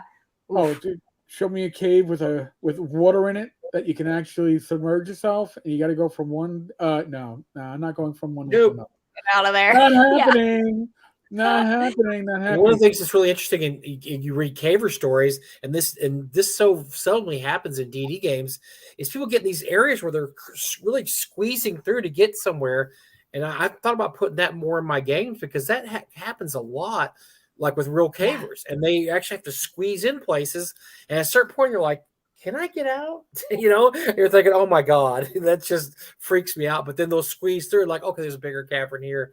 But that's something I probably think D&D games need more of. Is I can't really, especially if you have armor on, I can't get in. You're gonna have to take your plate mail and all your armor off to squeeze through there. Oh, that's gonna suck if there's a a mind flayer in the next room. Well, yeah, it is. So do you want to go or not? So this gives me a really scary idea. Like you could write, because players really pretty much always expect that something is traversable, like they're like, oh, you didn't just put a passage to nowhere in here very often, or like, and honestly, like a trap could just be a tunnel that becomes so tight that you get stuck in it and people can't get you out, and or a risk of that happening. That would be truly scary. Like you got yourself so stuck in this tunnel that people couldn't get you out, and sorry, you have to die here. Like that would be really scary. If you read true cave or disaster stories, what happens in a lot of cases is they think they can get through somewhere to go to a bigger area. Like, okay, there's this really cool. I was just reading one the other day where these two people went in there. They thought there was this waterfall past a certain area, or they'd heard about it. So they go through there and they squeeze this tiny room, and they realize there's no effing waterfall here, and they're like, and they had to squeeze in to get here. And I was just thinking, boy, that would be a pretty cool way to F with a party, is to say, oh yeah, past this there's something, and they get there and there's really nothing there. Then they have to squeeze past. That's of course when the Sturges attack or whatever, at that point they've taken their armor off and they're really screwed. So yes, we should do more of that. We should do more of that. I agree. Dan inspiration. Caves are creepy. Griffith, by the way, Griffith was involved in the Secrets of Blackmore documentary. Does Kelsey have any real play game session recordings for people to watch and see how the gameplay is? What's really strange is, like, Eric, I'm kind of like you, where I've never really had a desire to broadcast my games. I have like a 1 hour demo of the rules that some friends and I recorded quickly, and the purpose isn't really to be an adventure. It's to demonstrate like a couple of the gameplay loops for the game. So like we were like, okay, we know we have to try to demonstrate a combat and an NPC interaction and then a little bit of exploration. So it wasn't really like an actual live play experience. It was really just a demo. And so maybe someday I'll record like a full game that's a little bit more organic and demonstrate that for folks. But there's so many really good, like Eric, like the demo, the live game that you guys did was a fantastic example, and other people have done really good ones who kind of have their rig set up to support that, like people playing things on Roll20. And so there's lots of stuff on YouTube you can find, I think, that are really good live plays. And certainly more organic than the one that we did. I think it's so funny because people were like watched it, and like I heard some people on the internet being like, Kelsey's a terrible dungeon master. And I'm like, well, I was literally we had 3 encounters and they were all really forced, you guys. Like, I'm sorry I disappointed you. You weren't telling yourself as a dungeon master, you were showing it's different to have to demo something to actually run something. You were demoing. I mean, that's... It cracks me up. I was like, oh, I'm really, I was like, oh, I wasn't trying to be a fancy DM. I was trying to show how the game played works. So sorry. Again, my issues with running or being in these live games years ago, back before I was podcasting, but I had my blog. I got reached out to by Roll20 before they were as big as they are. And they're like, oh, we've read that you're running sessions of Roll20 on your blog. Would you record one? And we could, share it. And I was like, I'll be honest. I said, listen, just so you know, when we play like a face-to-face group. We're probably very politically incorrect and obnoxious assholes. Oh, I heard about your Bunnies and Girls story. So yeah, you can't. Yeah. No, that was bad. No, we're not going to discuss that. What they did with the cat. That's for off screen. That was my Canadian player at the time. So but so I was like, so we'll probably have to edit out a lot of the sound and probably a lot of the video, but we could probably, from a 3-hour session, we could probably get you about 30 minutes of usable stuff. No, you know what? I didn't even get a response. I didn't get a thank you, but no. I gotta, take this shit off the list. We're not going back to that one. That's a big scratch. Oh, he's too risky. He's too risky. I was just being honest. I mean, when it's different. Like I run a lot of games at conventions. When you run a game at convention, you're running for generally strangers. I get to meet people that I know over time. But you're running games for people at conventions. It's different than running for your regular group. You have a pickup group different than your regular people. We will bust on Matt Jackson and the fact that a ladder almost killed him by putting ladders into adventures just for Matt to see. Because that's what you do to your fellow friends and players. You wouldn't do that with a bunch of strangers. Like, oh, I hear this guy Matt almost killed himself falling off a ladder and was hospitalized for 3 weeks. You know what? Put a ladder in that room. That would be in poor taste. You have to earn that trust. You have to earn the fucking. And if we're gonna really get you, that's gonna be. It means you're inside. You're in the inner circle, and you get the abuse. So yes, that's why I was actually nervous when I was like, oh, I think we had a ladder joke anyway when Greg was running it, but I was like, oh my god, a ladder joke, boy, yeah. This could be dangerous. And I was like, oh no, actually, we actually did pretty well, and I was laughing my ass off. So I knew I was having a good time. Yours was delightful. The system works for that. Shark has a question. How do I contact you? Discord, email. There's a contact form on my website. She's very accessible. Very accessible. Yes, yeah. I think the best way is probably Discord or email. I've been trying to get my socials under control, and it's kind of like you get messages in ways you don't even realize that you can, and then you miss them, and I kind of feel bad about that. So definitely email or Discord. Yeah, when people, first when I run like the OSR Christmas stuff, I always say, email me at a specific email address. Yeah. And then I get people PMing me and messaging me on Discord and on Facebook and on Twitter. It's like, I can't keep this organized. And since Mike is the most organized man in the gaming universe, that's the rumor. And I am admittedly not the most organized man ever, which is why they made me an administrative sergeant for a number of years, because that's the person whose filing system is just a pile of paperwork that you keep on pulling stuff out from the bottom, figuring it's gotten older, I probably need to address this, is not the person that you want to use for organization. That's how I do my emails, so I don't know. There you go. Or Eric posted the Ted the Caver link, which it's been around for about a decade. I checked it came out in 2012. It's a creepypasta. It's a very slow burn, but it gets really creepy and horrific at the end. It's worth the trip, but I think of that when I think of caves, because it's about two guys who are cavers that are trying to get to this cave, and they have to like basically carve their way in because it's such a tight tunnel. And when they get in, they really wish they hadn't gone in. So it's very good. Read that, you will have a different. It's not. Don't read it late at night by yourself in the dark. It's really creepy, because it's like I said, it's very slow burn. Something bad's going to happen, and you just know that this is not good. But yeah, that's one thing when we go underground. There's all kinds of. That's one thing Veins of the Earth did do very well. Is it this whole thing is look, it's not safe underground. It's bad news, and I think Shadowdark also has its own take with, hey, when the lights go off underground, really bad things are going to happen to you because you're screwed. At that point, the monsters are going to be able to find you, and you can't find the monsters. So I liked your answer. I think the answer was because somebody says like, well, if you can't see, that means the monsters can't see either. And you were like, well, no, the monsters can see. And that's great. Of course, it's not fair. Yes, they can. Yeah, it's a mythic underworld thing. Like, no, the monsters are fine underneath the ground. You're the one that came down there into their house, and you're the one that's screwed. It's fair. There's no challenge. What? Come on. Sable Phoenix. I watched the actual play of Shadowdark and thought it was great. It's like the people who were complaining never read, never watched, never played a one-shot before. I agree. More than anything, the actual play convinced me to back the Kickstarter.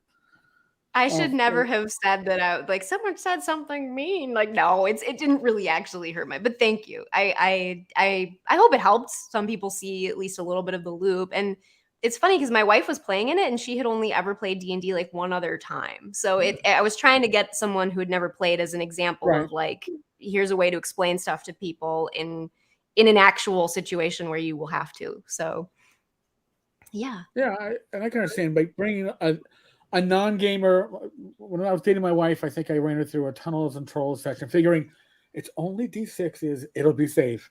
And then I realized, and one-on-one, I was like, all right, it's going to take a little time. So she really didn't play another game until that first North Texas. But when wow.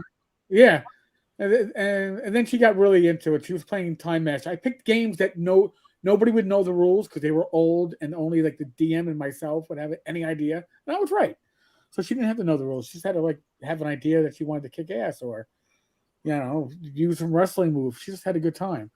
But when I came time to like worry about like Swords of Wizardry Light, I was like, I gotta write a game that can be explained easily. And in the case of my wife, Rach, she's legally blind, so D20 and a D12 looks the same. So D20 and a D6, there we go. Don't need to explain, can just show, and it was easy. So my niece thinks that I wrote it for her because she was 5. Aww. Oh, you wrote this for me. You can teach me to read 4 pages and I can play D&D. I'm like, really? All right, we'll sit down and we'll teach you. Not wrong. Yeah. Oh no, she wanted it without putting the effort into it. Just saying. She wanted to learn without having to learn. It's like you have to learn. I'll just miraculously. Do you just? Can I turn the lights on in my room real quick? I feel like it's getting so dark in here. I don't want to be like suddenly my torch goes out. I'm gonna turn some lights on. Oh yeah, I don't want anything bad to happen either. Definitely. I know. Random encounters. I'd have to start checking for stir. There we go. Yeah. Your timer is running out. Griff, Shadowdark does Shadowdark adapt to the really old modules very easily? I got here late, so I missed the overview part of the show, which would have described the rules. Well, not really, because we go off in different tangents and we don't really do interviews. We do pub-like hangouts. But which way? There we go. Tossing it to you, Kelsey. Yeah, no, I think that it can work pretty easily with older modules because you don't really have to change a lot about the math that's already there. I mean, like there's some quick hacks. Actually, in my Discord server, some folks have come up with some really excellent like quick hacks that you can use to convert all kinds of in multiple directions. But with kind of classic like AD&D or BX stuff, you'd probably just divide the treasure amounts by like 100, or divide it so that like if you're giving 100 gold, normally you would only be giving 1 to 10 in that situation, or like 100 if you're giving 1,000, and that keeps it a little more in line with the XP and money currency. And then, you know, beyond that, you don't have to change a lot at all. You can even run the characters as they are, and it's pretty much similar power levels and numbers. So yeah, that's it's not hard. Mm-hmm. Yeah, I looked at it and it was like I could see myself running it and literally converting it on the fly. I mean, I've done DCC and the Sword of Wizardry on the fly, and that's a lot harder because you got to go for more like feel. But this is everything is right there. If you can convert AD&D to BX and vice versa, you're going to be comfortable with this. You really shouldn't. Yeah. It's more, I mean, more than the system. It's just the buy-in, and the buy-ins for Shadowdark are dark's bad, torches matter, real time. I mean, there's certain things there, so you can convert that to any old school game. You just take out the parts that are the just the backbone of the system, and once you add that, you can do that with any old school game. It fits perfectly well. Yeah, dark is bad. Yeah, dark is always bad. So throw that in your old school game. You have torches. We're going to do real time with your torches. After 30 minutes, this timer goes off. Your torch is gone. How many torches you guys bring? 6. Oh, you better be careful then, because you're going to run out of torch. I mean, so yes, it all converts very well to, I think, the old school. You're just bringing the concepts in. Bring the concepts in. The concepts all fit very well with old school. Yeah. Cool. How would you deal with some of the high-level old-school modules like the Giant series down to the Drow or Drow? I always get it wrong or right. Didn't Luke tell us, and we've already forgot? Yeah, we already forgot. Luke told us last week, and we already forgot. It's like I still don't know how to pronounce Thracia, even though Janelle literally told me. There you go. Okay, so like the Giant series is starting to get pretty, like, I mean, what is it, 8th level is G1? Yeah, they're like 7th, 8th, 9th, yeah. Yeah.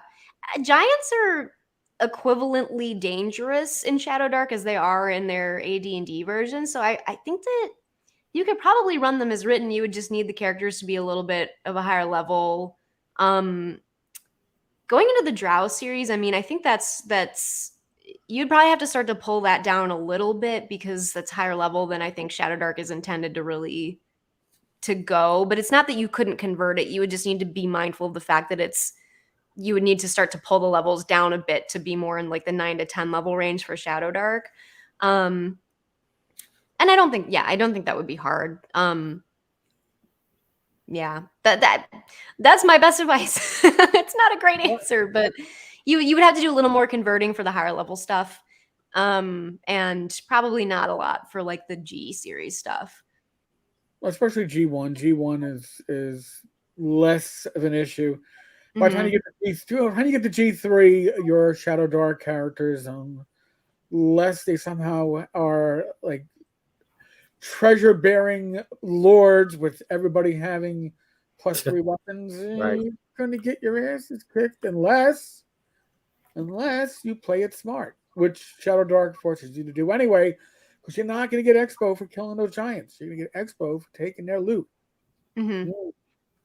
I would love to try to run some of those later series and like the Drow series with Shadowdark. There's always a way. There's always a way to do it. It's just how much effort do you want to put into balancing it against? I mean, even balance itself is kind of a sacred cow. It's just, do you want to put in a little bit of the legwork to make the challenge match what you expect it to be?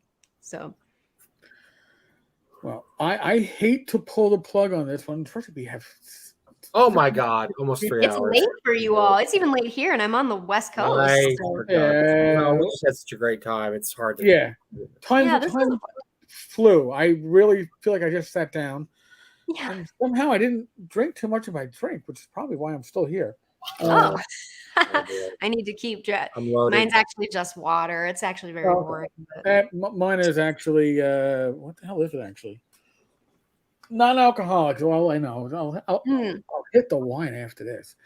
But literally, holy shit, Kelsey. One of, if not the most enjoyable, relaxing time that we've had on our own live stream in ever.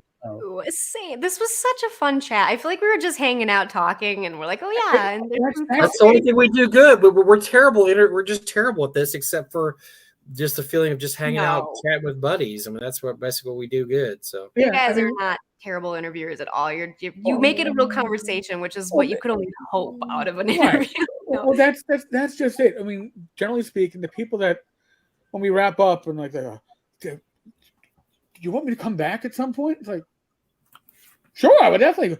Because people who don't like doing interviews generally have a very good time with Mike and I because we don't interview. We just talk and kibitz, and that's the best way to go. Yeah, and I mean, listen, your community is strong. I will let a little secret out. I think we picked up like 35 subscribers in the last like 2.5 hours. Nice, which is huge, and I really thank you. Which also means that as an obligation, I have to do more Shadowdark content, which means I'm going to have to. Now you got to got sucked in. I'm just saying. I understand. There's a will, there's a way, but I mean, you can't go wrong with the system. If you really want to see how a bunch of crotchety old gamers who, generally speaking, have complaints about everything and not just their bones. All right. I mean, when our youngest player is Greg Christopher in his 40s, everybody else is like mid 50s and getting old. When we not only enjoyed the first session so much that we came back and ran a second session, like I said, when we all swore we would never run a real play live. It's that much fun. It's that much real old school feel, real old school. It oozes old school. Again, the engine behind it falls to the back as you play the game, and it really you can make if I am as a player already going, I might make this little tweak or this little tweak. If you can tweak a game and think about how you're going to tweak a game as you're playing it as a player, it's a great system from an old school gamer because all we do is tweak the shit out of stuff. Oh yeah, that's what you're supposed to do. Right. You're supposed to do that. You make it your own. Yes. It really is a system that you can make your own with very little effort. So, huge thank you. Thank you. Kelsey. Yeah, thanks. That was great.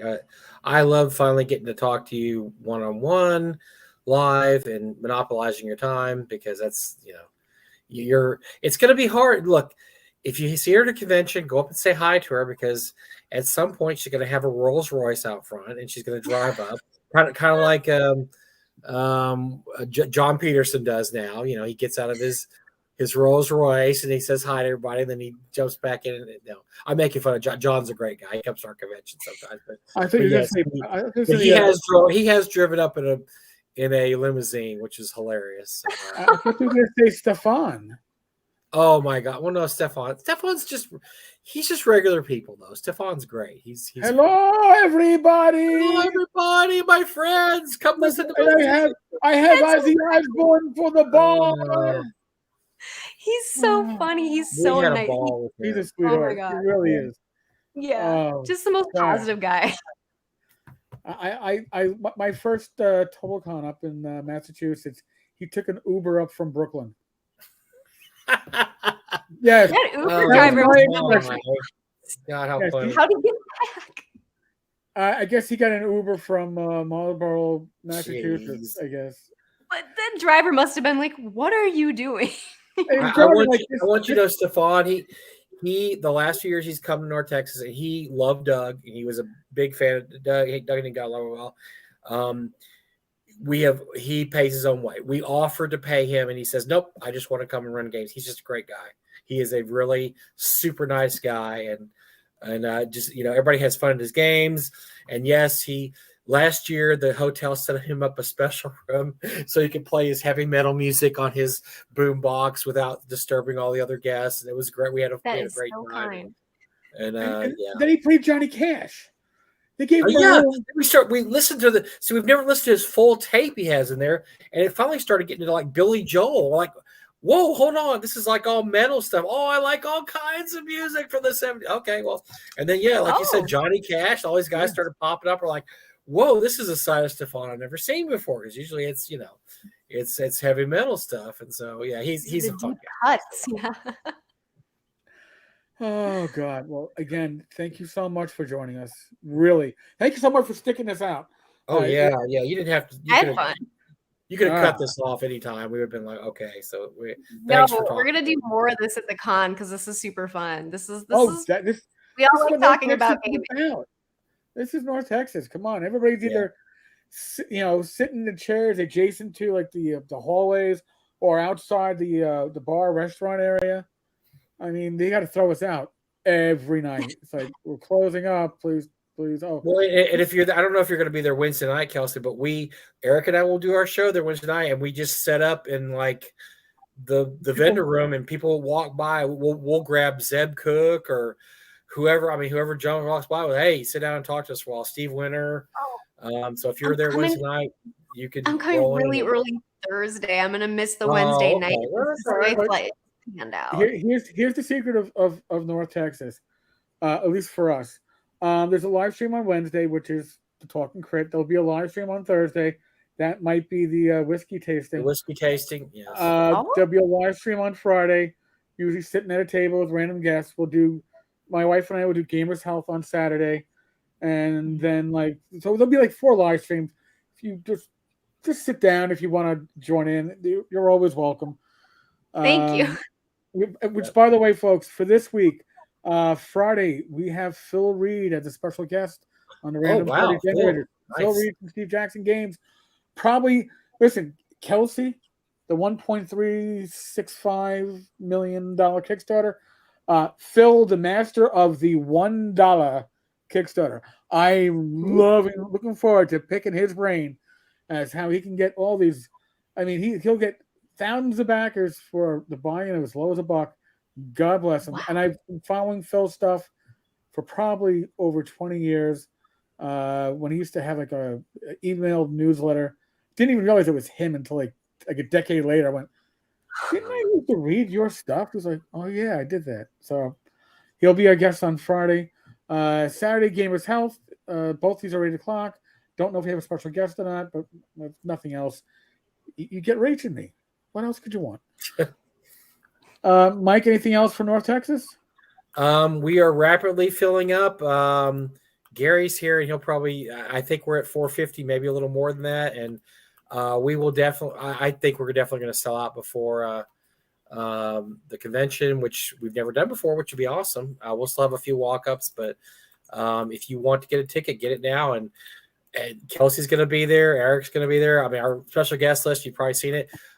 Joe Manganiello did say he couldn't attend today, which kind of sucks, but he wants to come, and he'll hopefully be here next year. But so far, all our other guests are still showing up. We have some, Merle Rasmussen, Darlene, Steve Winter, Chris Clark. I mean, just, on and on, some of the biggest names of the past. And we have some new people too. We've got Ben Barsh and Keelan Halverson, and of course, Kelsey. And it's going to be fun.